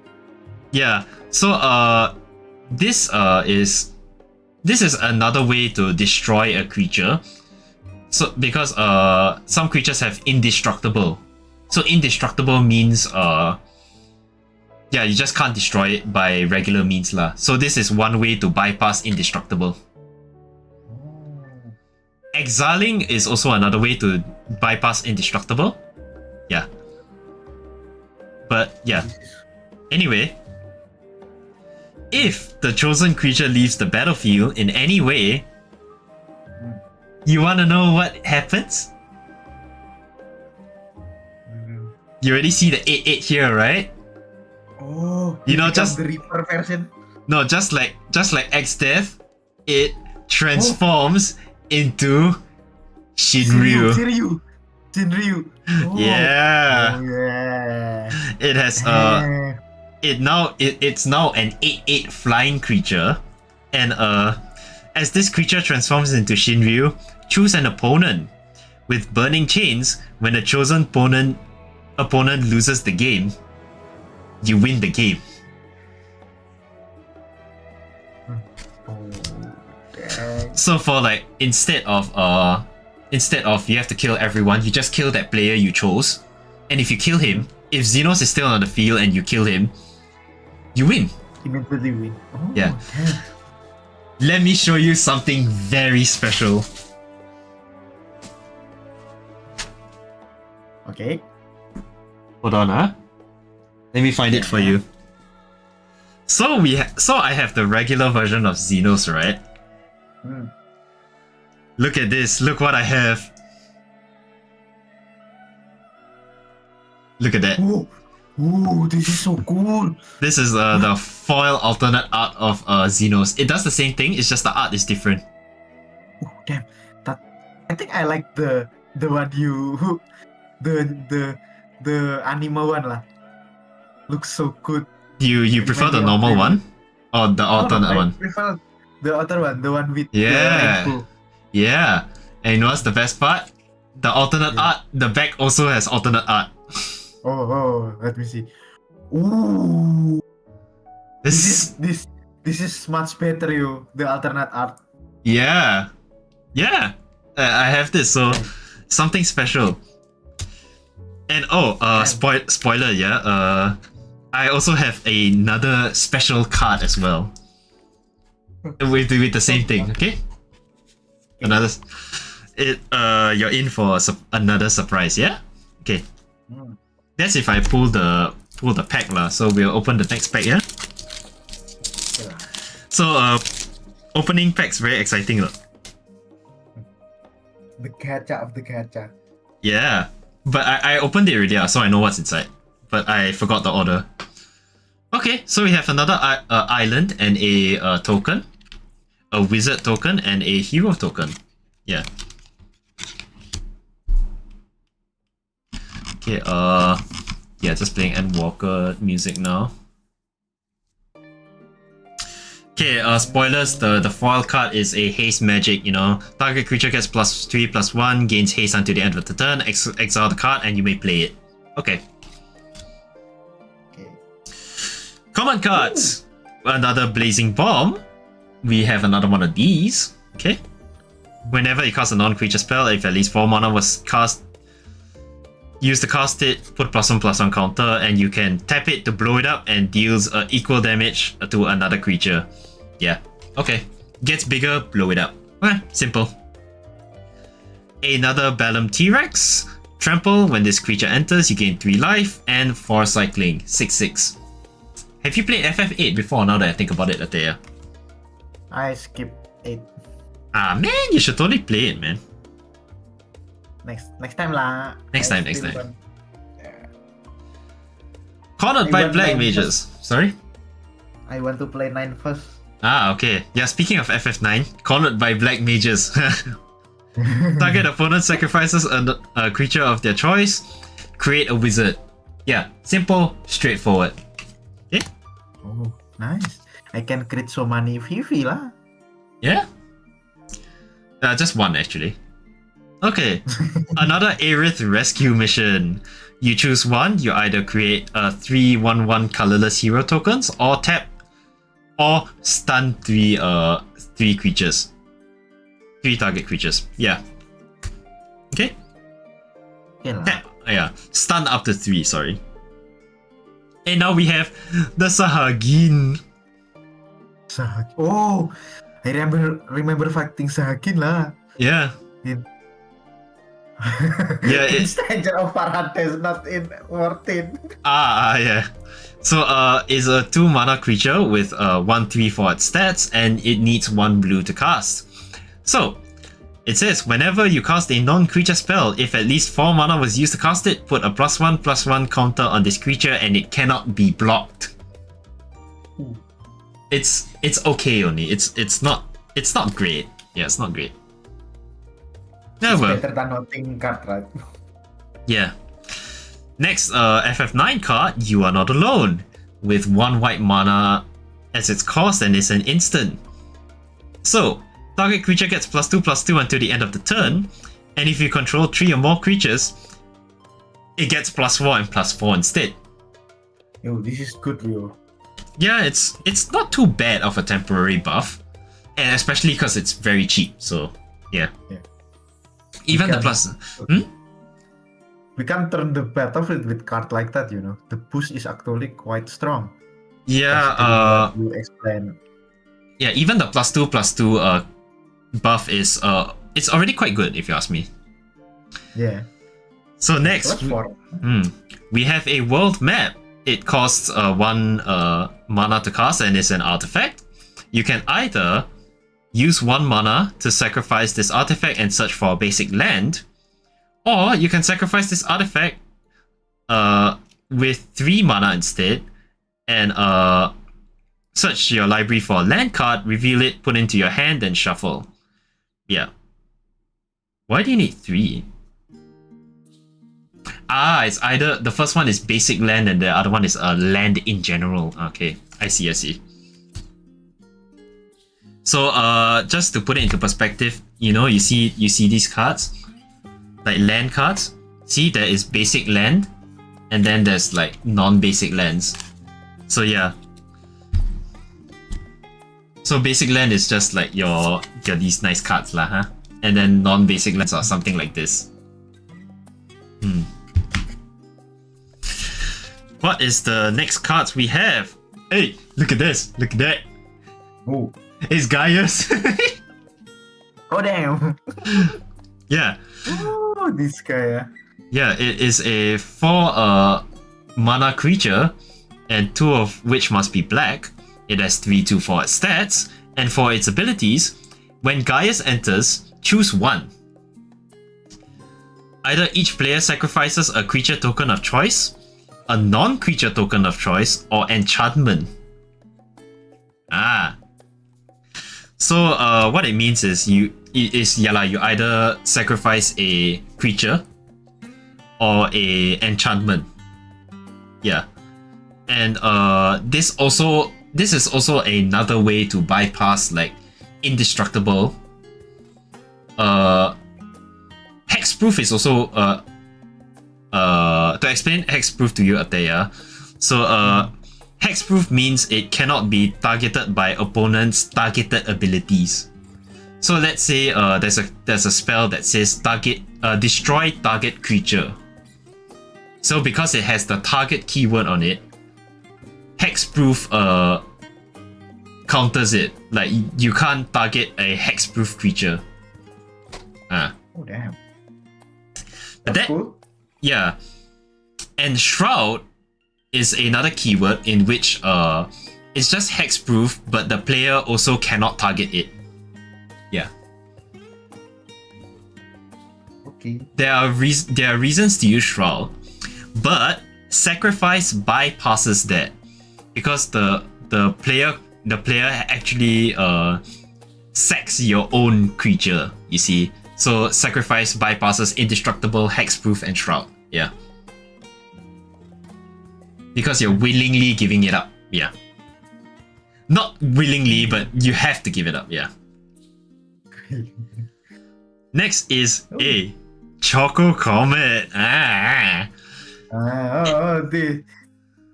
This remind me when we do map yesterday, right? Yeah. The red, yeah. Yeah. When you don't see your stola ada, ya. Utang ina. Okay, so it's a sorcery that requires 2 red mana and X, where Choco Comet deals X damage to any target, and you create a Chocobo. Yeah, straightforward. Very good. Very good. So you can target a player essentially, or a player's like creature or something with that lah. You don't have to pick a creature or player. Yeah. Next we have Quina.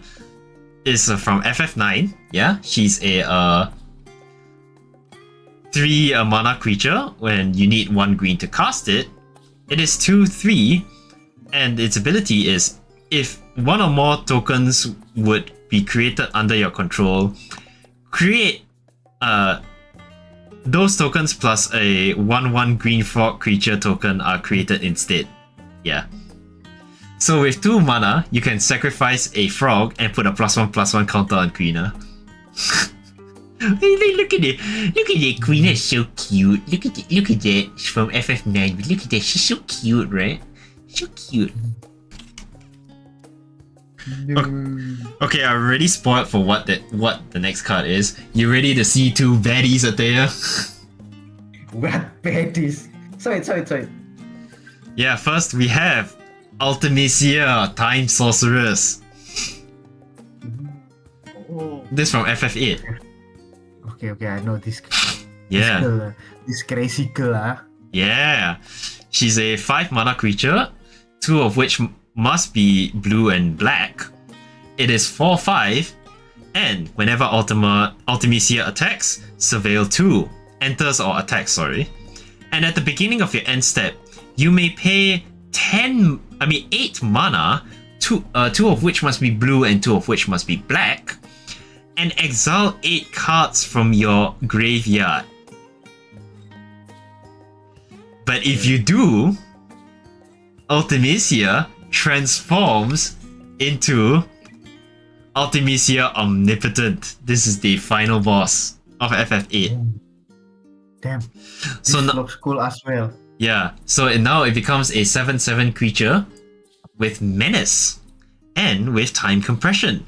When this creature transforms into Ultimisia Omnipotent, take an extra turn after this.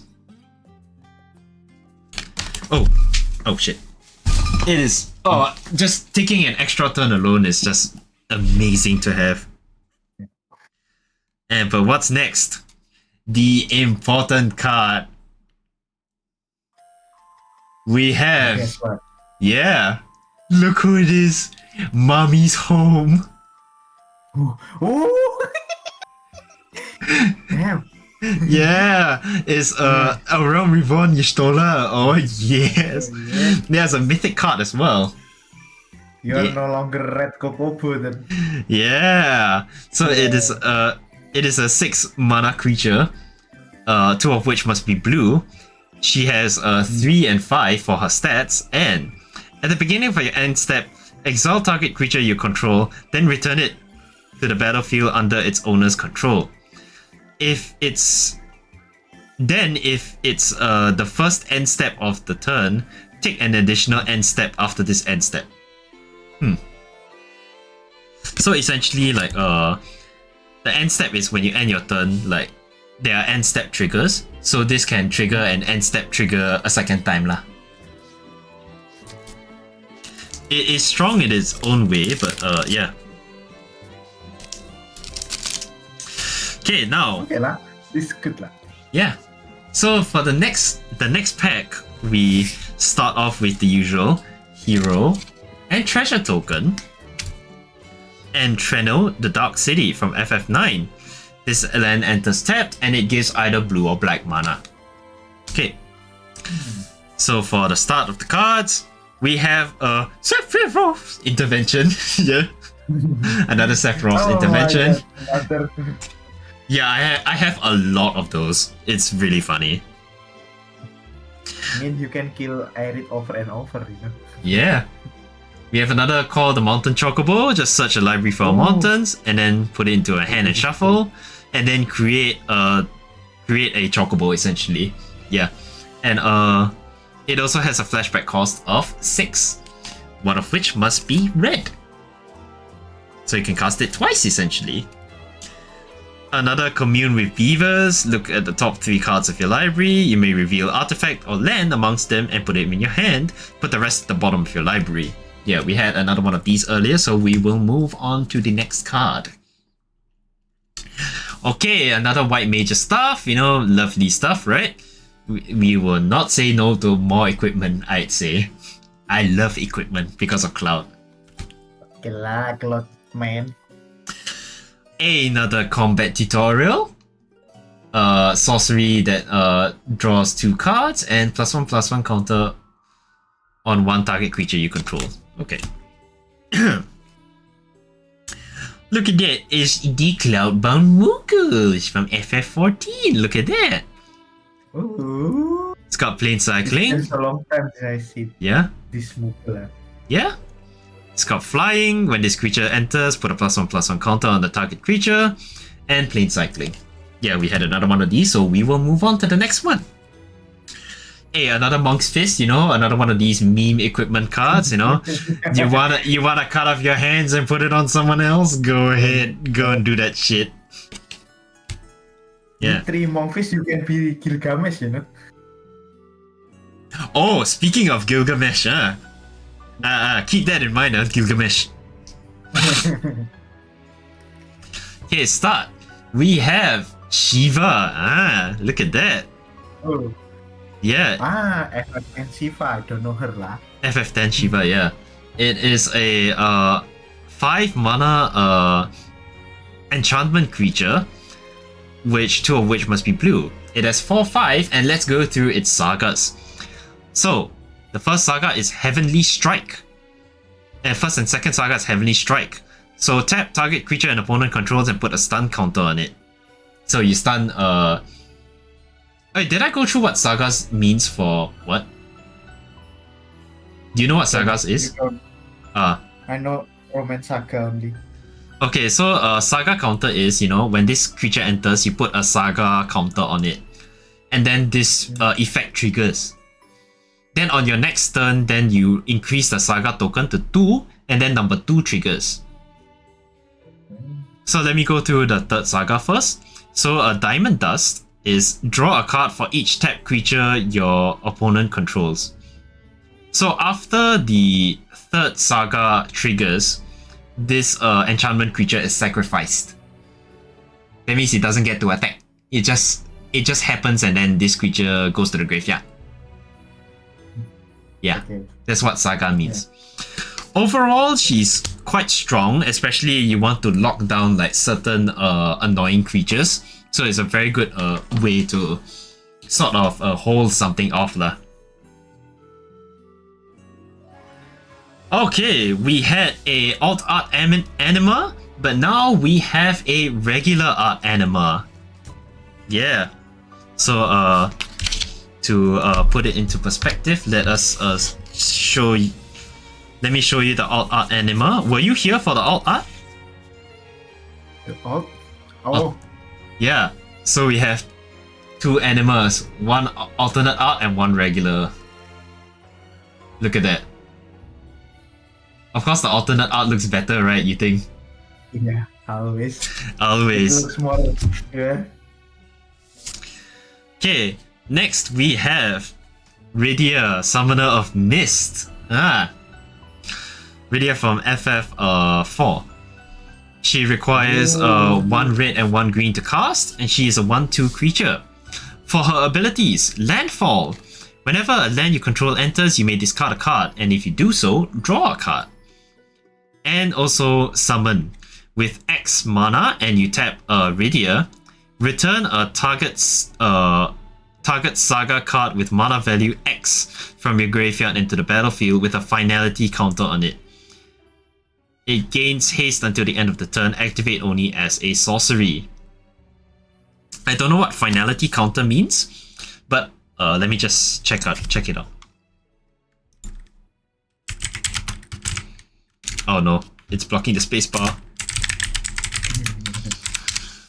Okay, I might have to go. Sarah, delete for me. Oh yeah, it's okay. Don't worry about it. Okay. Thank you. Hey, thanks for dropping by. All right. Bye bye. Bye bye. Okay, so I think its finality is if if a permanent with a finality counter were to die, it is exiled. Ah, okay, so you can return a summon and then exile it after its finality counter is finished. Okay, now for our first rare card, we have Tifa Lockhart. Yeah, she is a 2 mana human monk, one of which must be green, with 1/2. So she has Trample, Landfall. Whenever a land you control enters, double Tifa Lockhart's power until the end of the turn. Overall, a very strong card. I think she's really strong in Standard, if I'm not mistaken. Yeah, overall nice. And for our very lucky find, we have a Dragon of Mount Gulg. It's the Ancient Copper Dragon. And it's kind of sad that I was hoping Atea would stay along for this.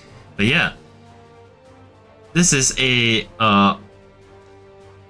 6 mana creature with 2 of which must be red. It has 6/5 and it has flying. And whenever this creature deals combat damage, roll a d20. You create the number of treasure tokens equal to the result. Holy hell, that is an amazing effect. Damn, wow. I can see why this is a very expensive card. Yeah. And we have a foil Gaius. Yeah, we already went through Gaius, so let's move on to the next pack, yeah? Yeah. Oh, okay. Oh, we have gone for 2 hours and 15 minutes. So I hope everyone is having a swell time while I open packs, or rather review packs. So yeah, let us continue. Oh, let me have a nice swig of water.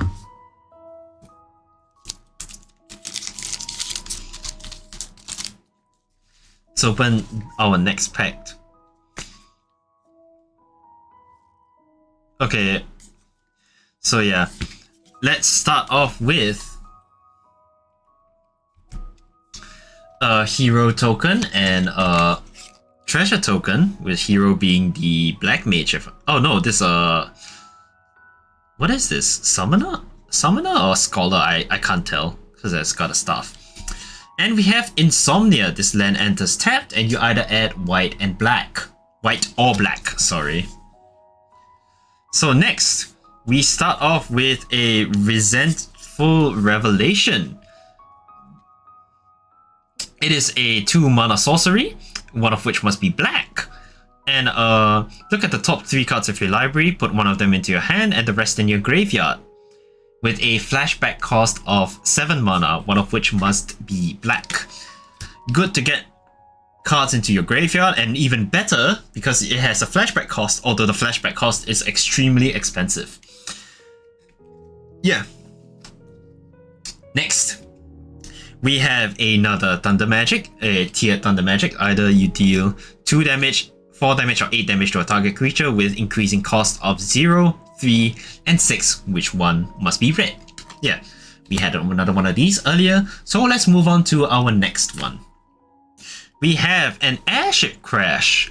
It is a 3 mana instant, one of which must be green, and you can destroy a target artifact, enchantment, or creature with flying. And it also has cycling 2, where you can pay 2 mana to draw a card instead of casting this card. Next, what do we have? We have a Hecteus. It is a 2 mana creature, one of which must be black, and when this creature enters, each opponent discards a card. It is also a 1/1. Overall, good, very cheap and good way to get people to mill some cards. But yeah, just overall a good time. Okay, so next, what do we have next? Okay, sorry, let me just organize my one a bit. Okay, what is next? What do we have? We have Ice Magic. Oh, so Ice Magic is another tiered spell essentially, but the base cost is 1 mana and 1 blue mana. So you can see Lulu over there, like casting ice magic. Yeah. So you can either cast Blizzard, Blizzara, or Blizzardgar with additional cost of 0 mana, 2 mana, or 6 mana, one of which must be blue. And it's with Blizzard, you return the target creature to its owner's hand. With Blizzara, target creature's owner puts it on their choice on top of or bottom of library. Yeah, okay. And Blizzardgar is target's creature owner shuffles it into the library. So it's either you put a creature onto the owner's hand, put it either at the top or bottom of the library, or shuffle it entirely. Something like that. Okay. So next we have another one of the job select equipments. It is the Paladin's Arms. So with this, you can create a hero token, and the equipped creature gets +2 and +1, and it has Ward 1 and is a knight in addition to its other types. Yes, I will be opening cards until I go through all 30 of them and explaining. Yeah, so please join in the Discord if you want to. And it has a equip cost of 4. Just for having the ward itself, it is really good. I feel this is really good. Yeah. So tired and sleepy? Aish, mamamu. You read some more lah?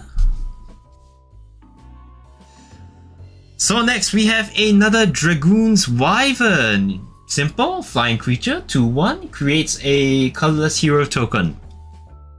Cheap, nice, and it is an FF11 card. We love FF11 around these parts. Next, for our first rare card, we have Self-Destruction. Or Self-Destruct, sorry.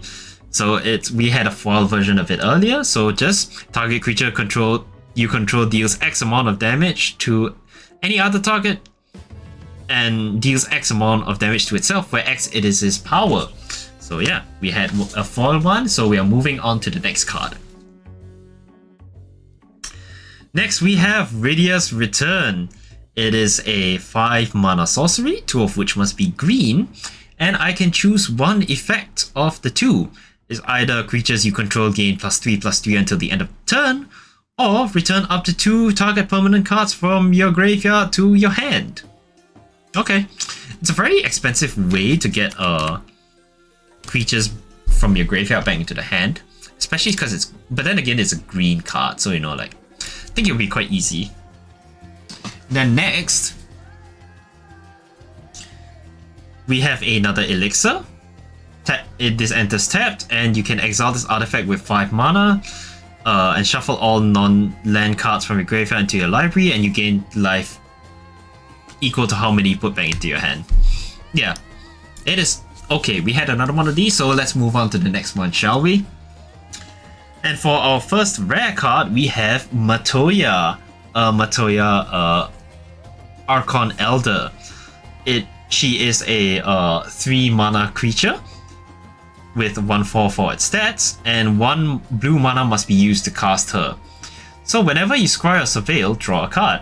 Okay, very nice and straightforward effect, but blue, so yeah, not really gonna make any use out of it. Next we have Triple Triad. Yeah, this could be the end of the world, but hey, you wanna play some cards or what? Okay, anyway. At the beginning of your upkeep, each player exiles the top card of their library. Until the next turn, you may play the card you own exiled this way, and each other card exiled this way with lesser mana value than it without paying their mana costs. This is a very confusing card. So I think it's just like everyone exiles a card. You can play them if your exiled card has more mana value than whatever they exile, I guess.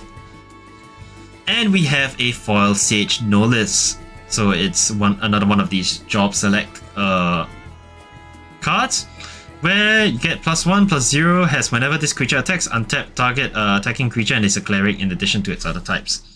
Equip cost 3. Okay. How many more packs do I have? 1, 2, 3, 4, 5, 6, 7. Oh my, we are still going on, huh? 7, 8, 9, 10, 11, 12, 13, 14, 15, 16, 17. Oh, we're not even halfway through. Yikes, we gotta speed this up, man. Okay, we have our next pack here.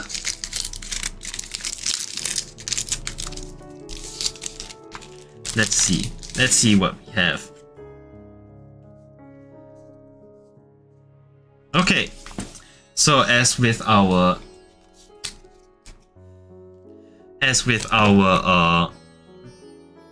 decks, we have a colorless hero token along with a food token. We have Rabanastra Royal City. It enters tapped and it gives either red and white. And we have a foil Cloudbound Moogle. We have another one of these, so that's nice. When this creature enters, put a +1/+1 on this creature, plane cycling and flying. Straightforward. Yeah, I was just looking at the cards, so.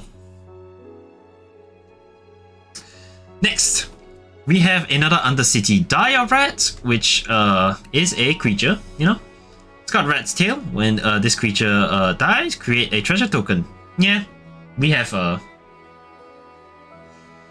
we have another one of these on top of the already many copies we have.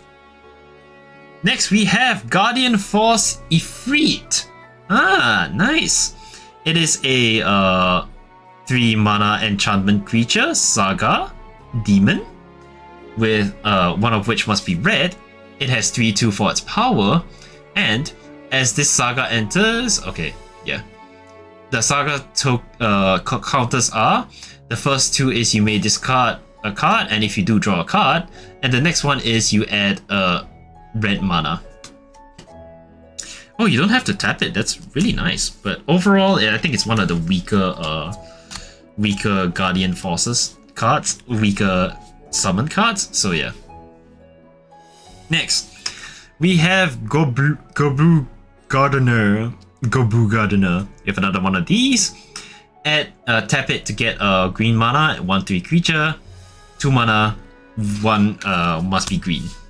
Yeah. We already had another one of these, so we'll move on to the Sage's Knowledge. Same job select, blah blah blah, you know, yeah. We already have quite a few of the Sage Knowledge already. So yeah. I hope everyone is having a lovely time, especially for me, who are explaining all the cards and all the different rare shenanigans I get. So I'm having a blast. I hope you guys are having a blast as well. And then hopefully more people maybe have more guest appearances. I don't know. But yeah. Okay, now we have Choco and Mog, which is a 3-mana enchantment creature, another Saga, one of which must be white, and it has 3/3. So all its 4 sagas is other creatures you control get +1 and +0 until the end of the turn. So if you decide to go wide, I think that this would be a very good addition to your deck. Yeah. Fuck it, another fucking Blitzballer. I'm not explaining this goddamn fucking Blitz. I hated Blitzball when I played FF10 and I still hate it. But anyway, moving on. We have another Hail Gigas, again, 6 mana, 2 of which must be red, 5/4 creature, trample, haste, and mountain cycling. Yeah, this is from FF6, huh? Oh yeah, it looks entirely different from in FF2 and where it was introduced, I think. Next, we have, oh, a very interesting card. We have the good boy Torgal, a fine hound Torgal. Yeah, Torgal is a 2-mana creature, one of which must be green. it has 2/2 for its stats, and with human is whenever you cast your first human creature each turn, that creature enters with a additional +1/+1 counter on it for each dog or wolf you control. Very interesting. I don't know how good this will be on a tribal deck, but yeah, you never know. And it adds 1 mana of any color. Overall, I think Toggle is a very interesting card, but we shall move on to the next card. We have Tidus Blitzball Star. He is a 3 mana creature. One of which must be white and blue. It has 2/1 for its stats, and whenever an artifact you control enters, put a +1/+1 counter on Tidus. And whenever Tidus attacks, tap target creature an opponent controls. I don't know if it would be good under an equipment deck, but I don't. Overall, it's okay. I guess it's okay. Not too great. Yeah, I guess we have another Tonberry. Now this time a regular Tonberry instead of a foil Tonberry. And this, again enters stunned, and Chef's Knife. It has first touch and death touch on your turn. Okay, next we have our Relentless XATM092. This is the spider creature, the spider robot in FF8 in the Seed exam. Yeah. So, it is a 6 mana artifact creature and a robot spider. So yeah. It has 6 and 5 as its stats, and the ability is already really strong. This creature can't be blocked except by 3 or more creatures. So it's just menace on massive steroids, it seems. So with 8 mana, return this card from your graveyard to the battlefield tapped with a finality counter on it. So again, when a creature with a finality counter dies, it gets exiled instead. So yeah, it is a very strong card, and I can see its uses, especially against Voltron decks like mine. So yeah, very nice. And for our rare card of the day, we get Jet, a Reluctant Guardian. Yeah.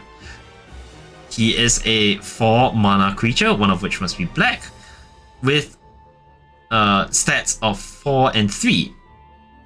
For its keywords, it has Menace, and whenever Jet deals combat damage to a player, you may exile it, then return it to the battlefield transformed under its owner's control. Essentially, you can transform him into Braska's Final Aeon.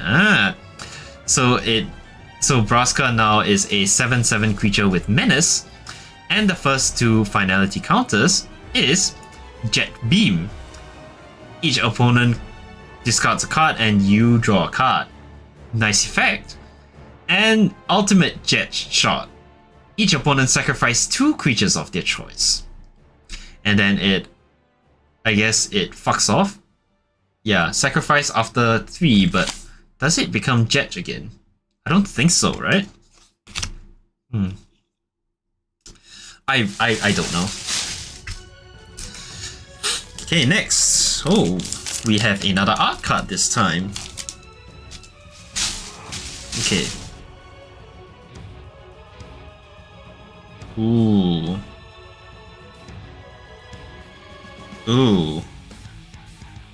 Okay, so let's look at I already looked through it, and the foil card is a normal card, so yeah. First, we get Shadow and his doggy. Yeah. Look at him. Oh, this is such a nice piece of art, man. Holy hell. For our land, we have Sharlayan, Nation of Scholars. This land enters tapped with either adding white or blue. Okay.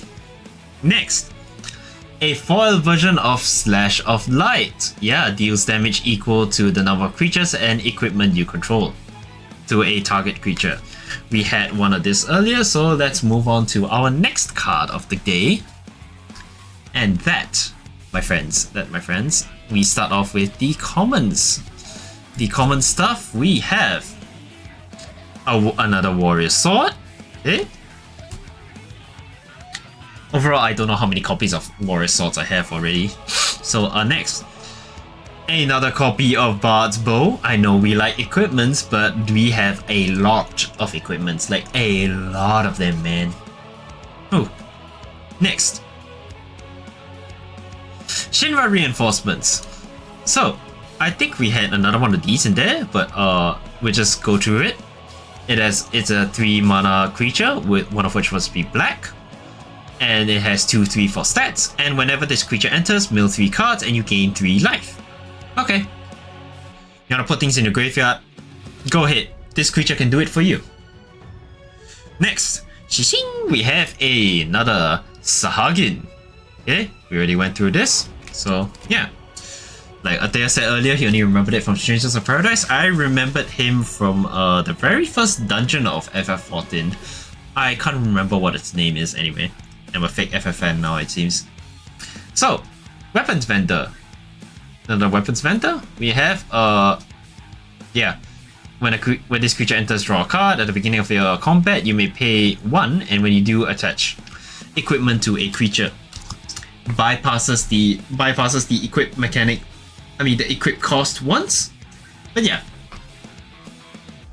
Next, we have another Syncopate.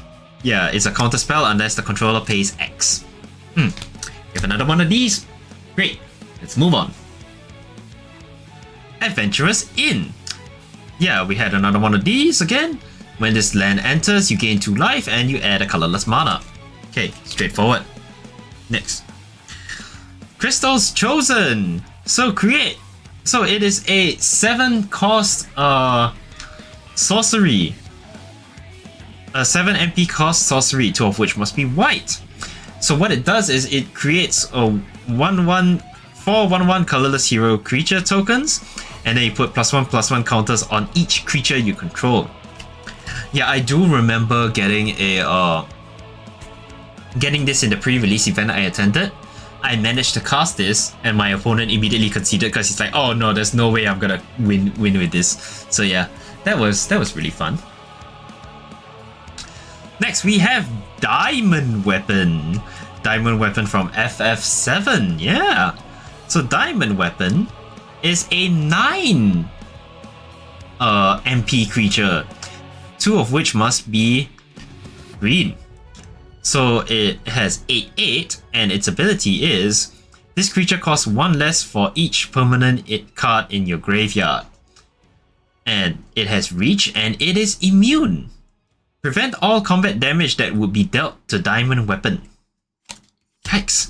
So it's really hard to block this, I guess? Or really... And you can't hurt it by conventional means. In combat, of course. Okay, now we have Freya Crescent. She's from FF9, and she costs 1 red mana to cast. She's a 1/1 creature, and during my turn, Freya is flying. So I can also tap her to create a red mana, and spend this only on an equipment spell or activate equip ability. So I think it's just a good like creature to have all around, and yeah, nice.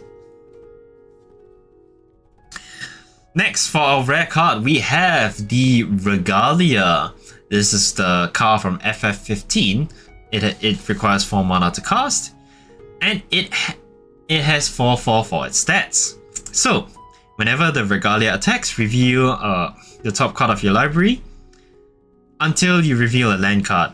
Put that onto the battlefield tapped, and the rest at the bottom of your library in a random order, and it has crew 1. Of course, it has haste, but you still need to crew the Regalia. So yeah. And we have our alt card. We have more Amano art, baby. It is a Wild Rose Rebellion or Counterspell. So for 2 blue mana, you can just counter a target spell. Yeah. overall a very beautifully drawn card. Yeah. So my throat is getting really dry. So yeah, I'm just gonna take another break. So I will be right back, and I'll just play another ad at the same time. So yeah, catch you in a bit.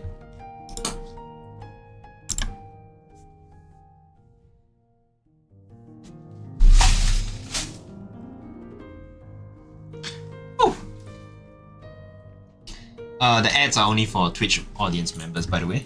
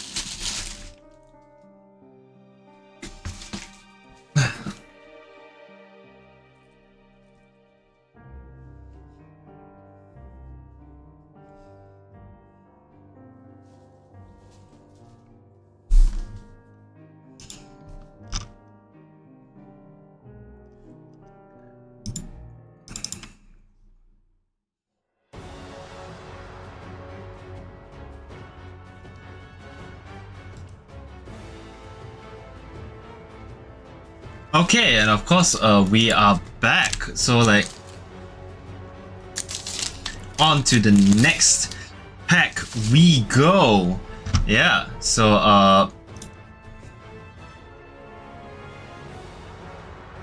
okay, looking at this, we will start off with the usual hero and bird, the chocobo. Yeah. And we have a foil land card, and this is of course the FF15 like intro like shot, you know? Yeah. We have a foil version of this, so hell yeah. So we start off with the beautiful Guardian Force Ifrit. We already had one of these, an overall solid early game card, I think. But it is, yeah. You may want to choose other cards other than that, I suppose. Next, we have another Gigantone. Yeah, just gets bigger with more lands. Straightforward and nice. Next, we have another Shinra's Reinforcements. Mill 3 cards, gain 3 life. Nice card. Moving to the next one, I guess. Oh, sorry. Just what is this? Swallowing my saliva. Next, another Sage's Noliths. We are getting a surprising amount of these, huh? But yeah, just take a good time to appreciate the art. The not dragoons or funnels, the not funnels of FF14, and it is a lovely Viera on it. Yeah. Next, we have another You Are Not Alone. I am here with. Okay, I'm sorry. We're not getting into a karaoke stream, okay? No.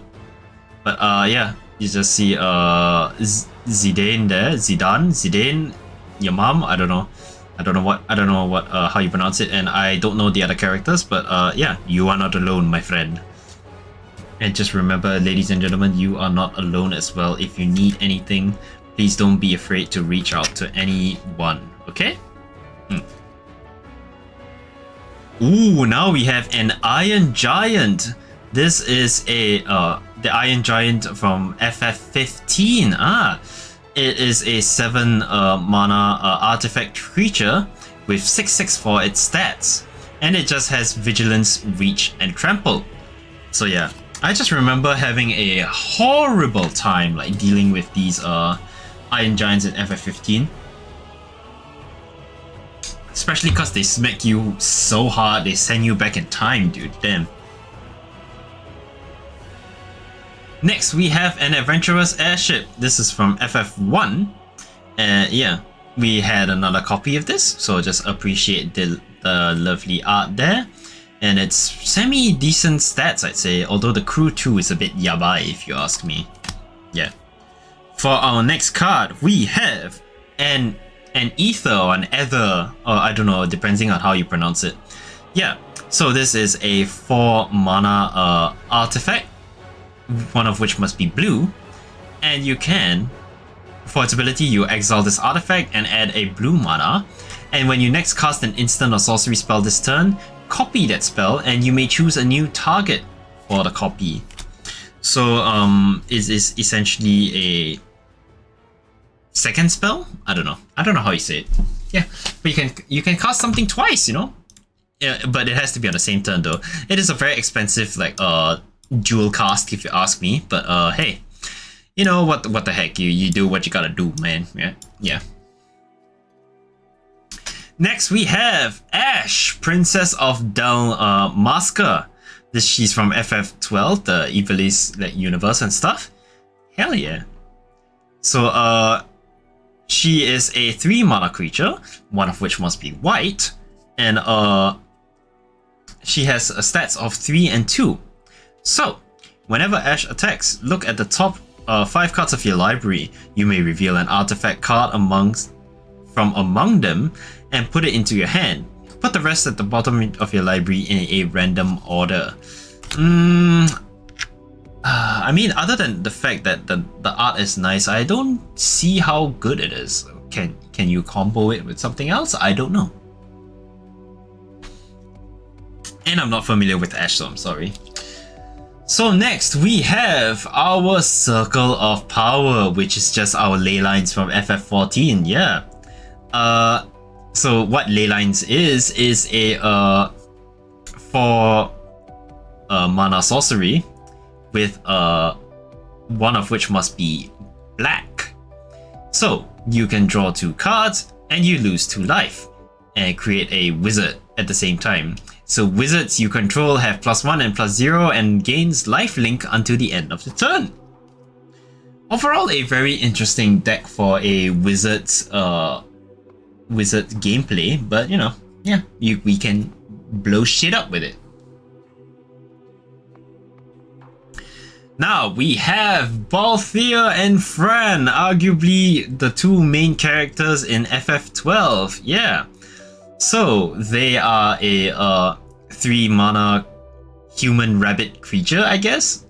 It's very weird to lump them together. And they cost 1 mana, 1 red, and 1 green. They have 4 and 3 for their stats, and they have reach. So vehicles you control get +1/+1 and have vigilance and reach. And whenever a vehicle crewed by Balthier and Fran this turn attacks, if it's their first combat phase of the turn, you may pay essentially the cost of their cast. And if you do, after this phase, there is an additional combat phase. That is I think it's a rather expensive way to get additional combat phases. I don't know. I'm not really too familiar with the crew mechanic, but yeah. Overall, you just get 2 combats and things are swell. Okay. So we'll go through the foil card first. For the foil card, we have the foil opera song. It is a 2 mana instant, one of which must be red, 1 mana of which must be red. And you can choose one. You either exile the top 2 cards of your library and you may play those on your next until your next end step. Or 1 or 2 creatures get +2 and +0 until the end of the turn. Overall, I don't know what next end step means. So does that mean like okay, because you can cast it at instant speed, so maybe you can cast it on the next player's turn and then wait until your end step to do something. I see. You may play those 2. Okay, I see where this is going. Okay, and so for our art card, or our I don't know how to say it. We have Endwalker, or a reskin of Brainstorm, and what Brainstorm does is it is an 1 blue mana instant where you draw 3 cards, then put 2 cards from your hand on top of your library in any order. So it's just a cheap way to draw cards and for you to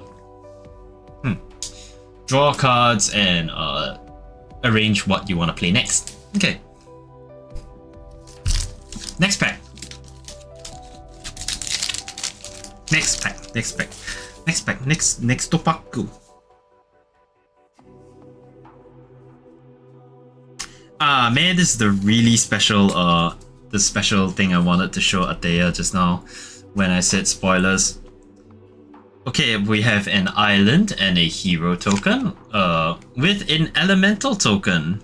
This token is all colors. Very nice. And it's 2/2. Very nice. Okay, we just put our tokens in our lands there. Next. First, we start off with another copy of Suplex. Deal 3 damage. If it dies, you exile it or exile target artifact. And yeah, I always appreciated that you could suplex a train in FF6. Yeah, I did play much of FF6, but I never finished it, ashamedly. Apparently, it's one of the best FFs ever created. So yeah, we need more of that. So next, we have Chocobo Kick. So it is a 2 mana sorcery, and 1 green mana is required to cast it. So Kicker, return a land you control to its owner's hand. So target creature you control deals damage equal to its power of to target creature an opponent controls. If this spell was kicked, the creature you control instead deals twice that much damage instead. So you take a creature's power and you hurl damage equal to its power to another creature. And if you sacrifice, so if you quote unquote sacrifice your land, you instead just deal double that damage. Very nice spell. And but for 2 mana, you want to sacrifice a land. Like I don't like the idea of sacrificing lands. Yeah. Or anything for the meta. Next, we have a Malboro. It is a 6 mana creature plant horror, and 2 black mana is required to cast it. So, it has 4/4 for its stats, and as for its abilities, it starts off with Bad Breath. When this creature enters, each opponent discards a card and loses 2 life, and exiles the top 3 cards of their library. Ooh, that is a very strong effect. But for 6 mana, I don't know how effective this is gonna be. But by then you're already very late in the game. And also it has Swamp Cycling. Yeah. So discard this card, search your library for a swamp, reveal it and put it into your hand and shuffle. Okay. Yeah, as with all the cycling cards.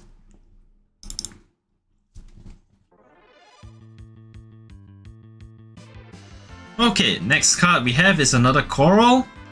Yeah, you can tap a non-enchantment creature with this, you know, cheap card to cast. You know, that beautiful stuff.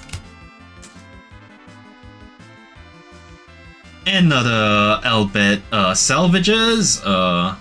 Just yeah, whenever this creature or another creature or artifact you control dies, target opponent loses 1 life and you gain 1 life. You know, very shitty on my deck. That's shitty to be against with. I don't know, especially with tables that go wide. So like yeah. Next we have Garnet. Yeah, we have Garnet. She is a 2 mana creature and the mana requires 1 green and 1 white to cast. So she has 2/2 for her stats, and she has lifelink.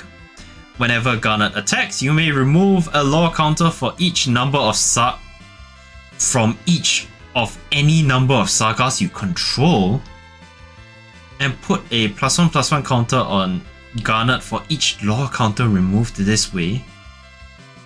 Yo! Ida would need this. Ida would need Garnet. This just sounds strong. You can keep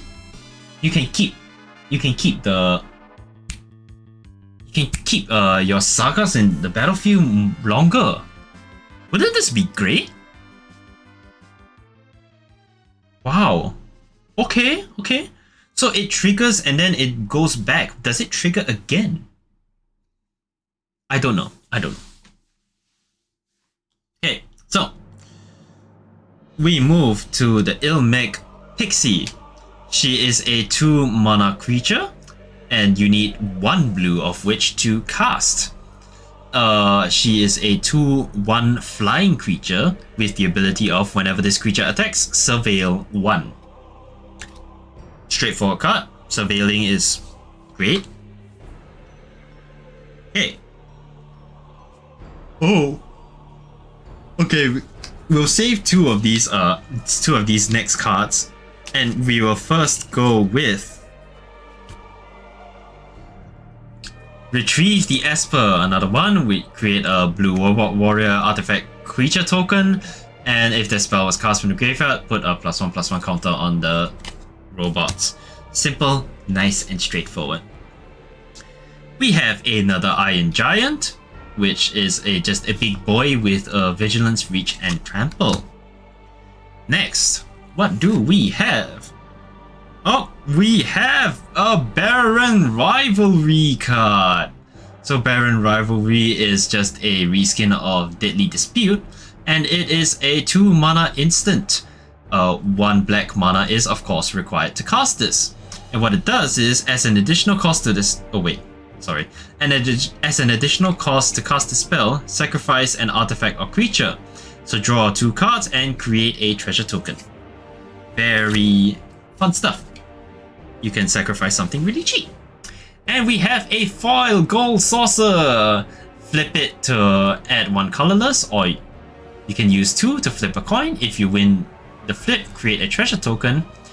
Or you sacrifice 2 artifacts and draw a card. I am not sacrificing artifacts. Absolutely not. Absolutely not. Okay, and for our beautiful cards. First off, Ateya, I'm so sorry that you weren't here. But first, we have the Emperor of Palamecia. Yes, the Emperor from FF2. Yeah, he is a he is a 2 mana creature, and he requires a blue and red mana to cast. He has 2/2 for his stats, and his ability.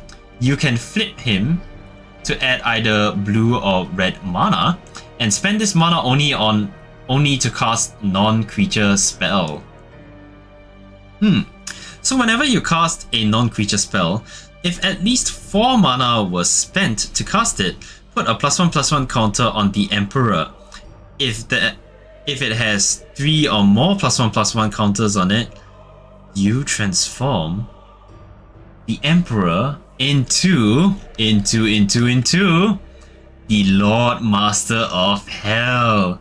Yeah, so now it becomes a 3/3 creature with Starfall. So whenever the Lord Master of Hell attacks, it deals X damage to each opponent, where X is the number of non-creature, non-land cards in your graveyard.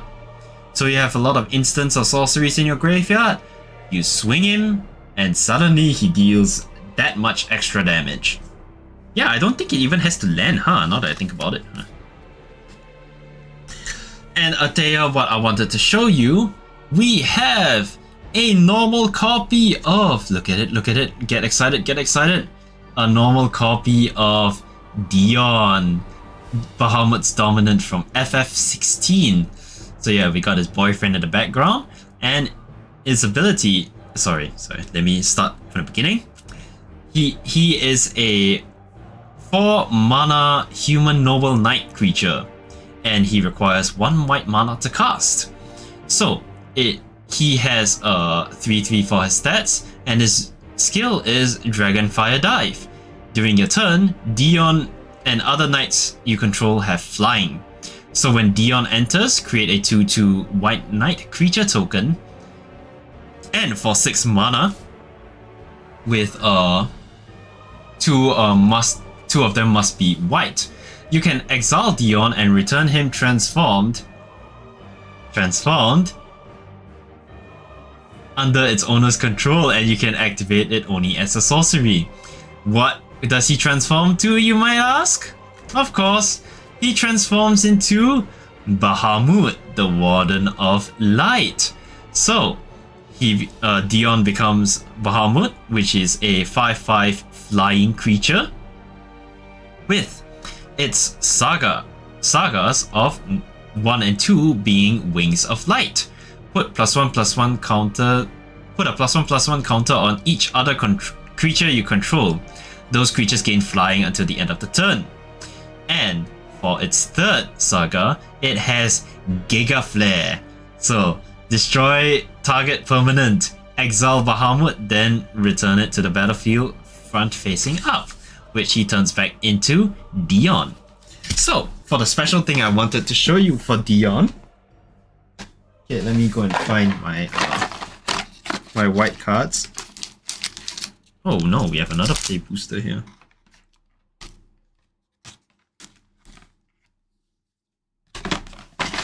Okay, we have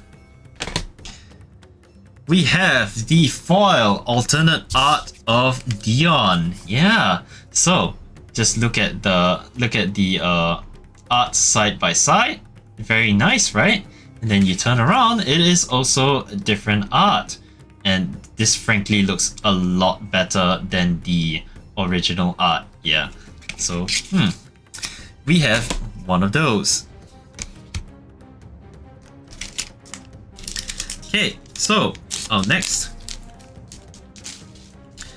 For our next pack, it seems that I found an additional pack inside my bag for some reason. Okay. We have first a Swamp card. And another art card with Tidus hugging Yuna. Cool. To spoil it immediately, our foil card is a foil Namazu trader. We have another copy of this, so we will skip over explaining what this does.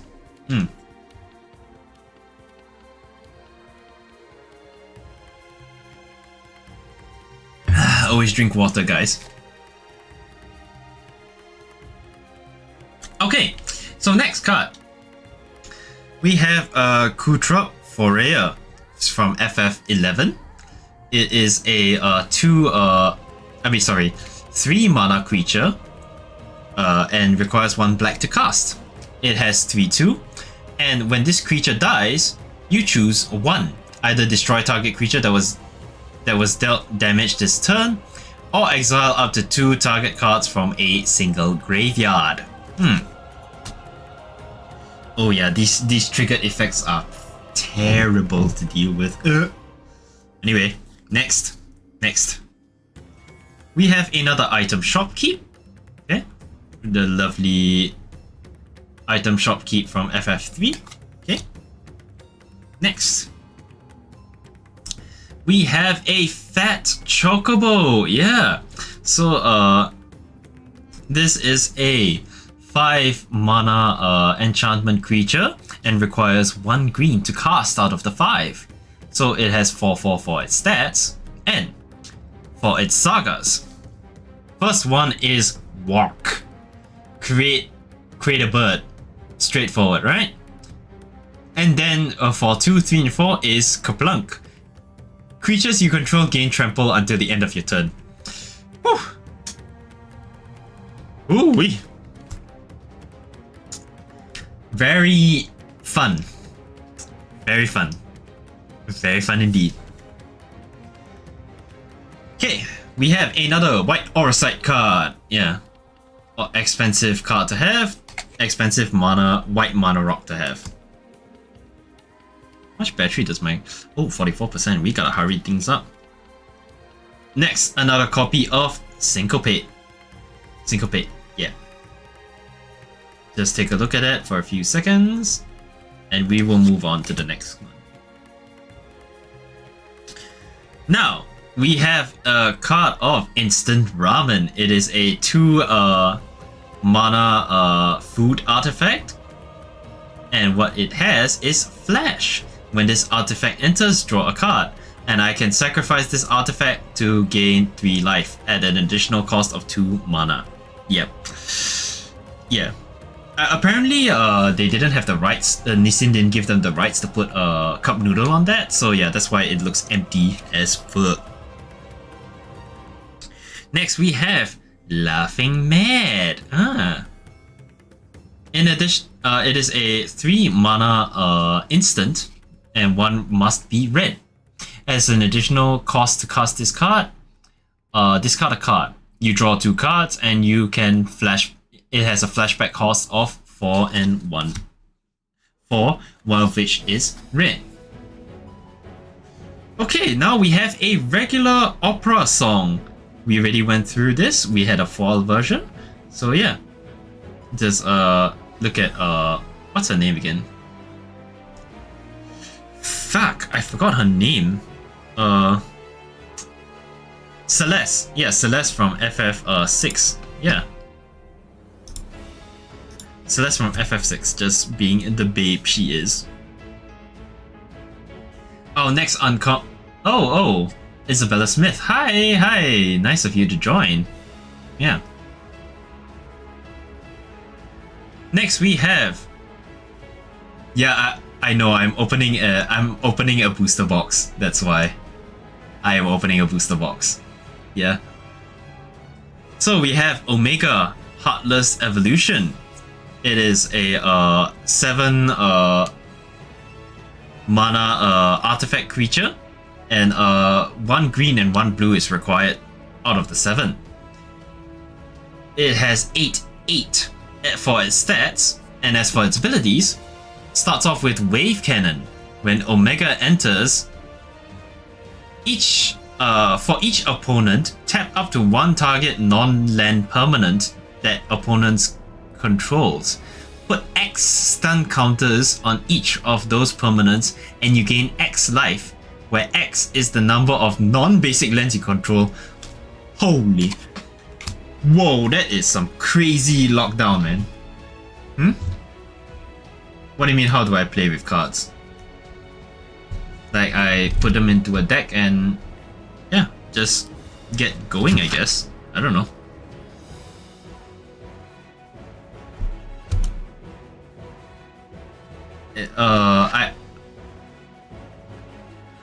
I might go through my FF like commander deck later, so that 100 more cards to go through. Yeah, this is for Magic, so I'm not sure what you're asking, so I'm sorry.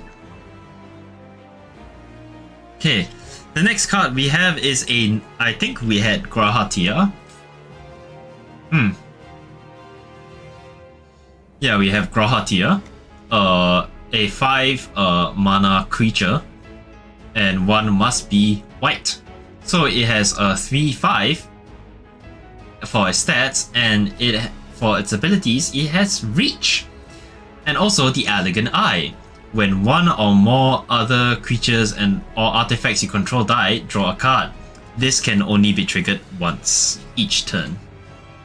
Once a turn, I'm not sure if it's once on your own turn specifically, but maybe also other players' turns, I'm not sure. Our next card we have is a Newfound Adventure. Yeah, it is Farseek. Yeah. So it is a 2 mana sorcery and 1 green mana is required to cast it. So, what this does is search your library for a plains, island, swamp, or mountain card. Put it onto your battlefield, tapped, and shuffle. It's just a very nice ramping machine. So Isabella, I assume that you are somewhat of a Magic fan or an FF fan? Is that why you're here? Yeah, I don't know. Yeah, just thought I'd ask. Okay, and for our final card of the pack, we have Gilgamesh, Master at Arms. Yeah, he is a 6 mana creature, and 2 red mana must be used to cast him. So he is a legendary human samurai with 6/6 for his stats. And so, when Gilgamesh enters or attacks, look at the top 6 cards of your library. You may put any number of equipment cards from among them onto the battlefield. Put the rest at the bottom of your library in a random order. So, when you put 1 or more equipment onto the battlefield this way, you may attach 1 of them to a samurai you control. So it's a good way. So Gilgamesh, I guess he's a good way to draw cards. You put the equipment on the battlefield, and you can just throw it on any samurai you have. I'm gonna plan to put him in my Cloud Commander deck, but yeah, he's the only samurai, so you can bypass the equip cost and put that onto Gilgamesh instead. Doesn't that sound great? Yeah. And next, we are opening our next pack. Let's see.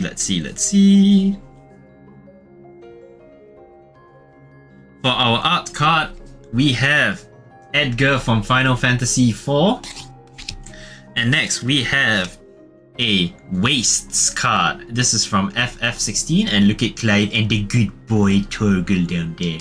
The good doggy. Okay, and spoilers, our foil card is a Dreams of Laguna. Yeah, just take a look at it. Just look at Laguna Kilos and what? Is that his name? Yeah, look at those three. Ah, such a nice young man Laguna is. First card we have is a Mysidian Elder. So when this is a 3 mana human wizard creature, and 1 red mana is required to cast him. So he has 1/3/4 stats, and when this creature enters, create a wizard with whenever you cast a non-creature spell, this token deals 1 damage to each creature. Comes in, makes a wizard, the wizard can shoot people. Yeah, nice and fun. Okay. Whee.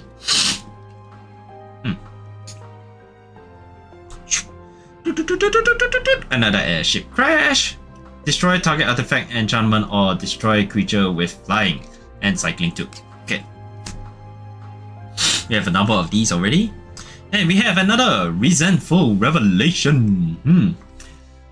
And again, look at the top 2 cards of your library, put 1 of them onto your hand and the rest onto your graveyard with a flashback cost of 7 mana, and 1 must be black. Okay. So many copies of those again. So many copies. So now we have Stuck in Summoner's Sanctum. It is a 3 mana enchantment aura, 1 mana of which must be blue. So it has flash, that means it can enter at any time, and you can enchant an artifact or creature. When this aura enters, tap Enchanted Permanent. Enchanted Permanent doesn't untap during its controller's untap step, and its activate abilities can't be activated. Okay. A rather strong enchantment to lock down something, I suppose. Okay, next. We have a Cloudbound Moogle. Another one. Yeah, moving on.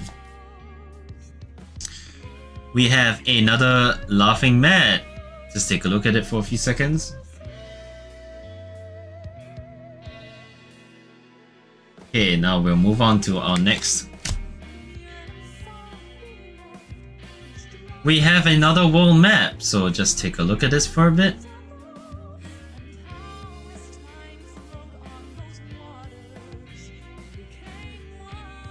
Okay.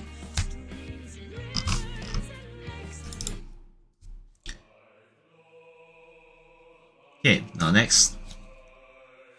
We have Overkill. Overkill is a 3 mana instant, and 1 mana to cast it must be black. So target creature gets minus -9999. Sorry, minus 0 and minus 9999 until the end of the turn. This is a rather funky way to get rid of something, but I'm not sure you would want this in your deck in the first place because it is a very expensive removal. And God forbid if someone counters it, because yeah. God forbid if someone counters it. Now the next card we have is Gladiolus. He is a 6 mana human warrior creature, and 1 red and 1 green must be used to cast him. Okay.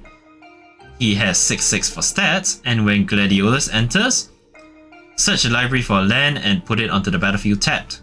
And its landfall effect is whenever land you control enters, another target you control gets +2/+2 and trample until the end of the turn. Solid card. Truly solid. I don't know. I recall he was banned for something. I'm not sure. I think he's banned. I don't know. Next we have Eden, Seat of the Sanctum. It is a town which you can either tap it for a colorless mana, or you can pay 5 mana and tap it to mill 2 cards. Then you may sacrifice this land. When you do, return another target permanent card from your graveyard to your hand. Fancy way of milling cards, and very expensive at that. Okay. So next we have a side quest, Hunt the Mark. It is a enchantment that costs 5 mana to cast, 2 of which must be black. When this enchantment enters, destroy up to 1 target creature. At the beginning of your end step, If a creature died under an opponent's control this turn, create a treasure token. Then if you control 3 or more treasure tokens, transform this enchantment into Yizmet, the ultimate mark. Yeah, so it becomes a legendary creature, dragon, with 5 and 6 for its stats. So you can use 2 mana, one of which must be black, to sacrifice another creature or artifact, and Yizmet gains indestructible until the end of its turn, and tap it. So yeah, side quest. I always love these side quest cards. And next we have Van, a street thief. Street thief. So whenever one or more, let's start from the beginning. It is a 3 mana creature, legendary human scout creature, and 1 red mana must be used to cast him. He has 2/2 for stats, and whenever one or more scouts, pirates, and or rogues you control deal combat damage to a player, exile the top card of that player's library, you may cast it. If you don't, create a treasure token.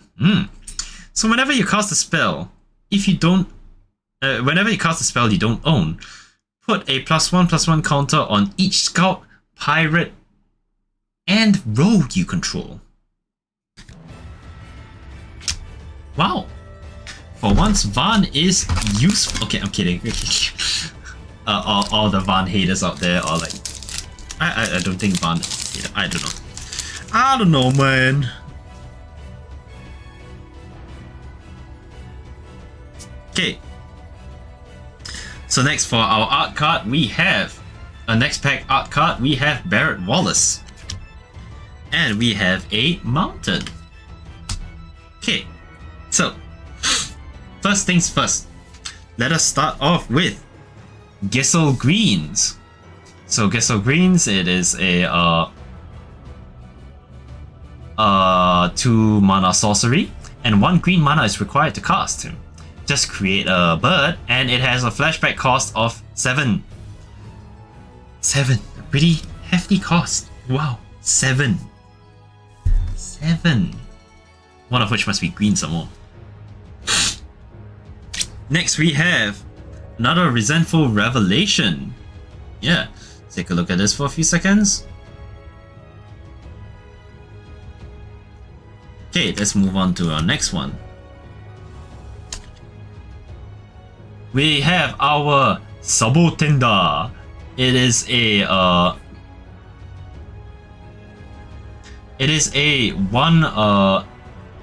2 mana creature, plant creature, and one of which must be red. It has 2/1 for its stats. For its abilities, it has reach and landfall. So the landfall effect is whenever a land you control enters, this creature deals 1 damage to each opponent. Very annoying to deal with, especially when lands are coming in constantly, but yeah. We have, of course, another Cloudbound Moogle. Look at it for a little bit. Gaze into the eyes of the Cloudbound Moogle. Okay. Next, we have another Dreams of Laguna. Take a nice look. Ah, his name is Kiros, yeah. Kilos, what the fuck? Kiros.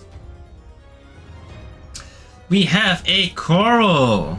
Okay, just take a look at it for a few seconds. Okay.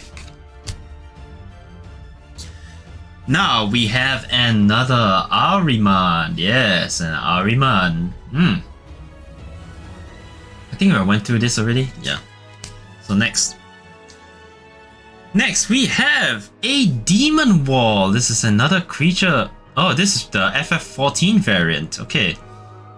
So it is a 2 mana Demon Wall creature. 1 black mana must be used to cast him. So it is an artifact creature, of course, like I said. Sorry, I didn't say artifact just now, but it's an artifact creature with 3/3 and is a defender. A defender with menace. Okay, it's a very strange choice. So as long as this creature has a counter on it, it can attack as though it didn't have defender. So for 6 mana, one of which must be black, you can put 2 1/1 counters on this. I see. Okay, next card. Next we have Oran's Inspiration. So it is a 3 mana instant where attacking creatures get +2/+0 until the end of the turn. And it also has a flashback cost of 4 mana, 2 of which must be white.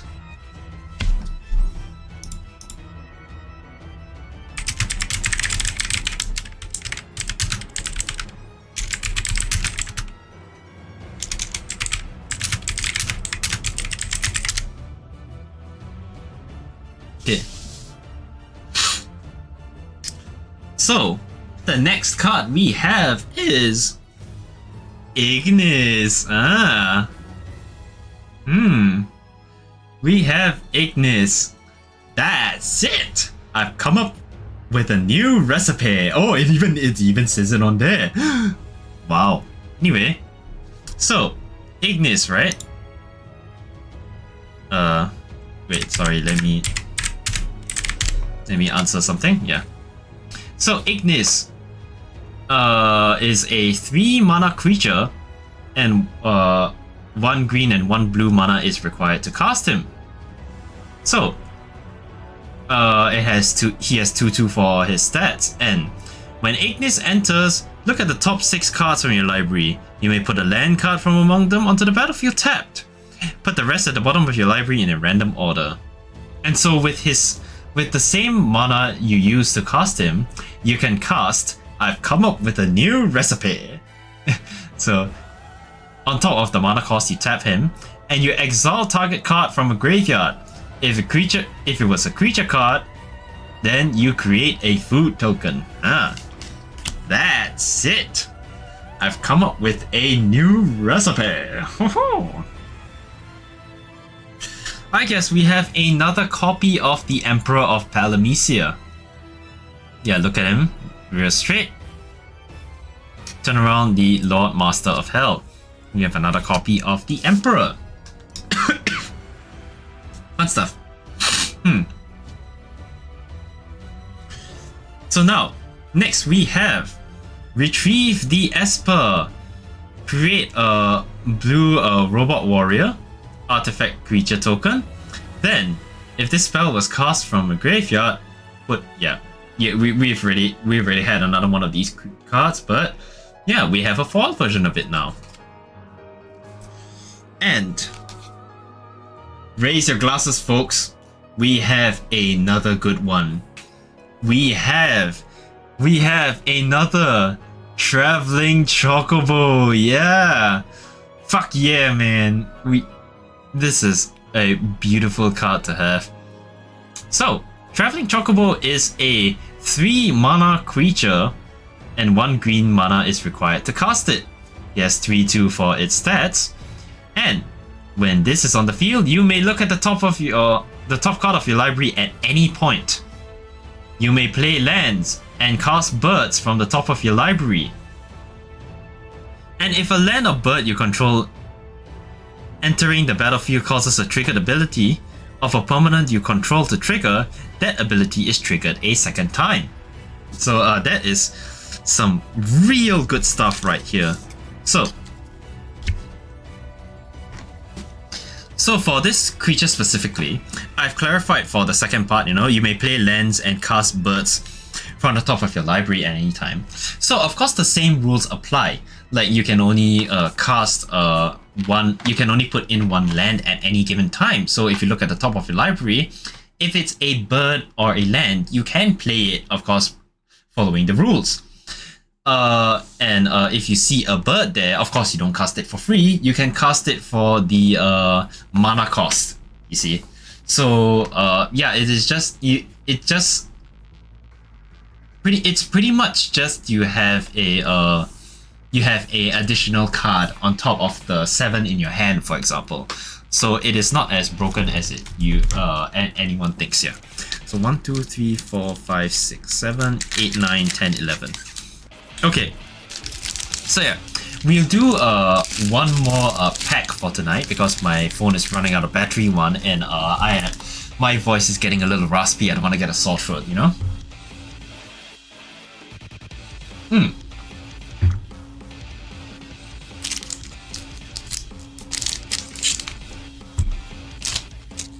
So our last pack for the night. Okay, so we start off with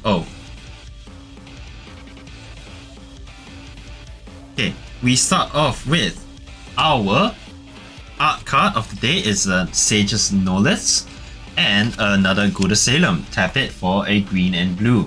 Yeah, fun times. Next, for our common cards,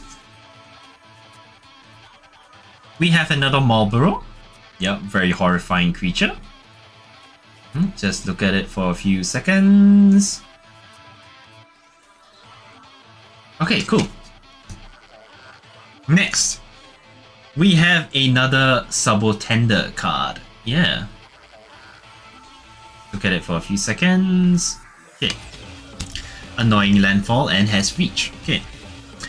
A Grand Pulse Ochu. So, oh yeah, we actually had another copy of this in the list we have here already. So yeah, let's move on. Oh, now we have a Rook Turret. So yes, a Rook Turret is a 4 mana artifact creature construct, which 1 blue mana is required to cast it. So it has 3/3 for its stats, and for its abilities, it has flying. Also, whenever another artifact you control enters, you may draw a card. If you do so, discard a card. Okay. Very nice extra card to have there. So yeah, it's just overall nothing bad to say about it. Okay, now we have another Coral, fun stuff. You can tap a non-enchantment creature, you know, with 2 mana, although, yeah, again, the effect is not really great, you know, it's not great. We have another Ice Flan, this thing from FF14, yeah.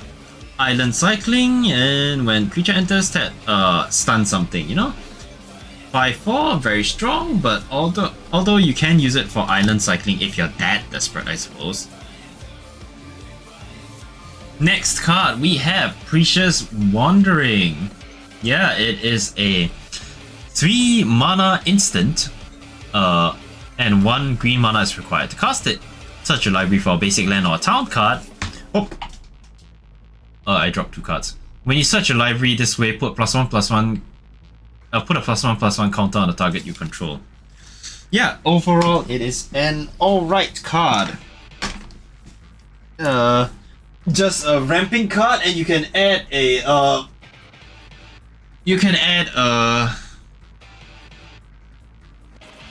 +1/+1 counter. It's slightly more expensive, but you know, it gets the job done. Next we have Zuck's Chocobo. Yeah, it is a 1 mana bird creature, which it's only 1 green mana. It has 0 and 1, but it has a landfall ability. Whenever a land you control enters, put a +1/+1 counter on this creature. So yeah, more lands come in, it gets stronger. So yeah, although it's very easy to get rid of at the start. Yeah, look at Zuck's Chocobo. Look at the little thing. Oh, it's so pretty. Look at the little baby. I apologize, but anyway, next. We have the Esper Ramu for, yeah, look at that. Look at this old man. So it is a 4 mana enchantment creature. 2 red mana is required to cast him. So this is the FF6 variant, yeah. So it is 3/3, and for its sagas, it has Judgment Bolt for number 1. This creature deals damage equal to the number of non-creature non-land cards in your graveyard to target creature an opponent controls. Okay, not bad. And it's for 2 and 3 is wizards you control get +1 and +0 until the end of your turn. Not too bad. Not too bad, but not the best either. Not bad, but not good, you know? Yeah, we have another good boy. We have Zac Fair. He is a 1 white mana human soldier. So, he has 0 and 1 for his stats. And when he enters, put a +1/+1 counter on it. Which essentially he comes in as a 2/1, okay? So with 1 mana, you can sacrifice Zac, and target creature you control gains indestructible until the end of the turn. So all the counters and equipment attached onto Zac would go onto the target creature you control. Yeah, a very good protection piece, very cheap. You can stuff equipment onto it and put things on for free later. Next, we have our wonderful Genji gloves. Yeah, oh yeah. Genji gloves is a 5 mana artifact equipment where this equipment grants the creature double strike, and whenever equipped creature attacks, if it's the first combat phase, untap it. After this phase, there is an additional combat phase. Genji gloves is really nice. I want to find a way to add this into my deck. Yeah. Before that, our foil card of the day, of the pack, is the Mysidian Elder. So when this creature attacks, create a 0/1. When this creature enters, create a wizard. Yeah, straightforward. So, and our last card for today is Van Aspiring Sky Pirate. Yeah, or Captain Linary Storm. It's a copy of Captain Linary Storm. He is a 3 mana creature with a 2/2 for its stats, and 1 red mana is required to cast him. So, he's a legendary human creature, human pirate. He has haste. So whenever Van attacks, create a treasure token. Whenever you sacrifice a treasure token, Van gets +1 and +0 until the end of the turn. He would do nicely on... I think he would do nicely in my commander deck. I'm not too sure. Yeah. Okay. So we have 1, 2, 3, 4, 5, 6, 7, 8, 9, 10 more packs to go. But unfortunately, I'm going to end it for tonight. I didn't know it was such a long undertaking. So I apologize if we didn't get to see the entire booster box for tonight. But that is okay. Because tomorrow I might be streaming my Magic games. So yeah, I hope everyone is well. So catch you... I hope everyone had a good time of me opening packs, and I will see you tomorrow when we play Magic. Yeah, okay. So yeah, if you do enjoy this content, I hope everyone watching out there drops me a follow, and if you're feeling extra swell or anything, you may even consider subscribing to me. I don't know. Please don't force yourself to spend money on me. It is okay if you don't. Just you being here is a blessing already. So anyway, yeah, I will catch you guys when we play Magic tomorrow. Alright, see you. Bye bye.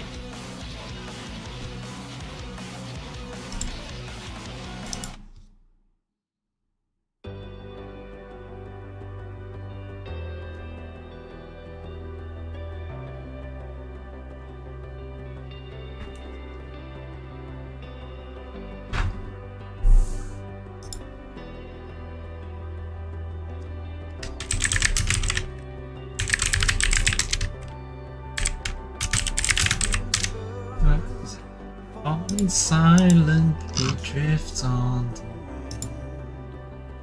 but I hear you are journey Now a memory fading from sight, but I see you unbroken.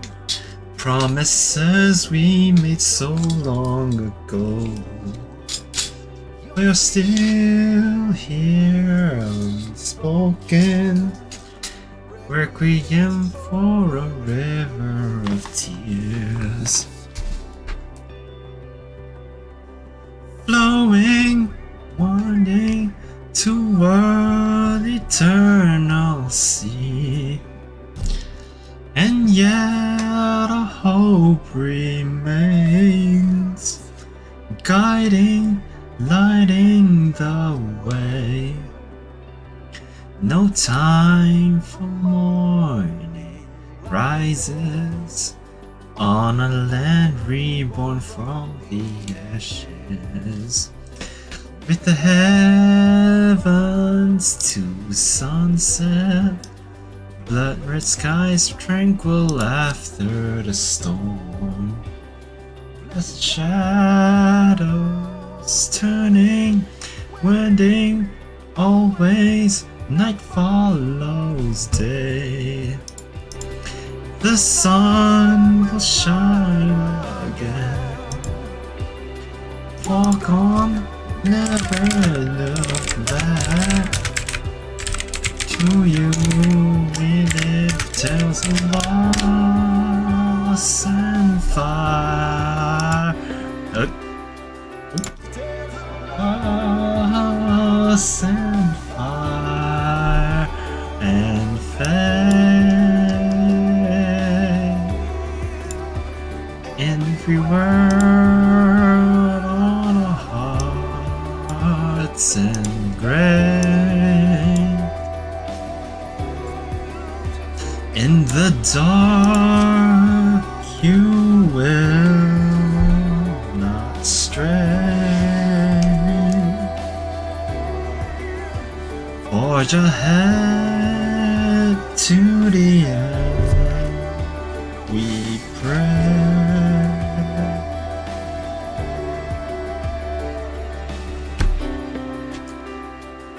I hope you guys enjoyed that last bit of impromptu karaoke.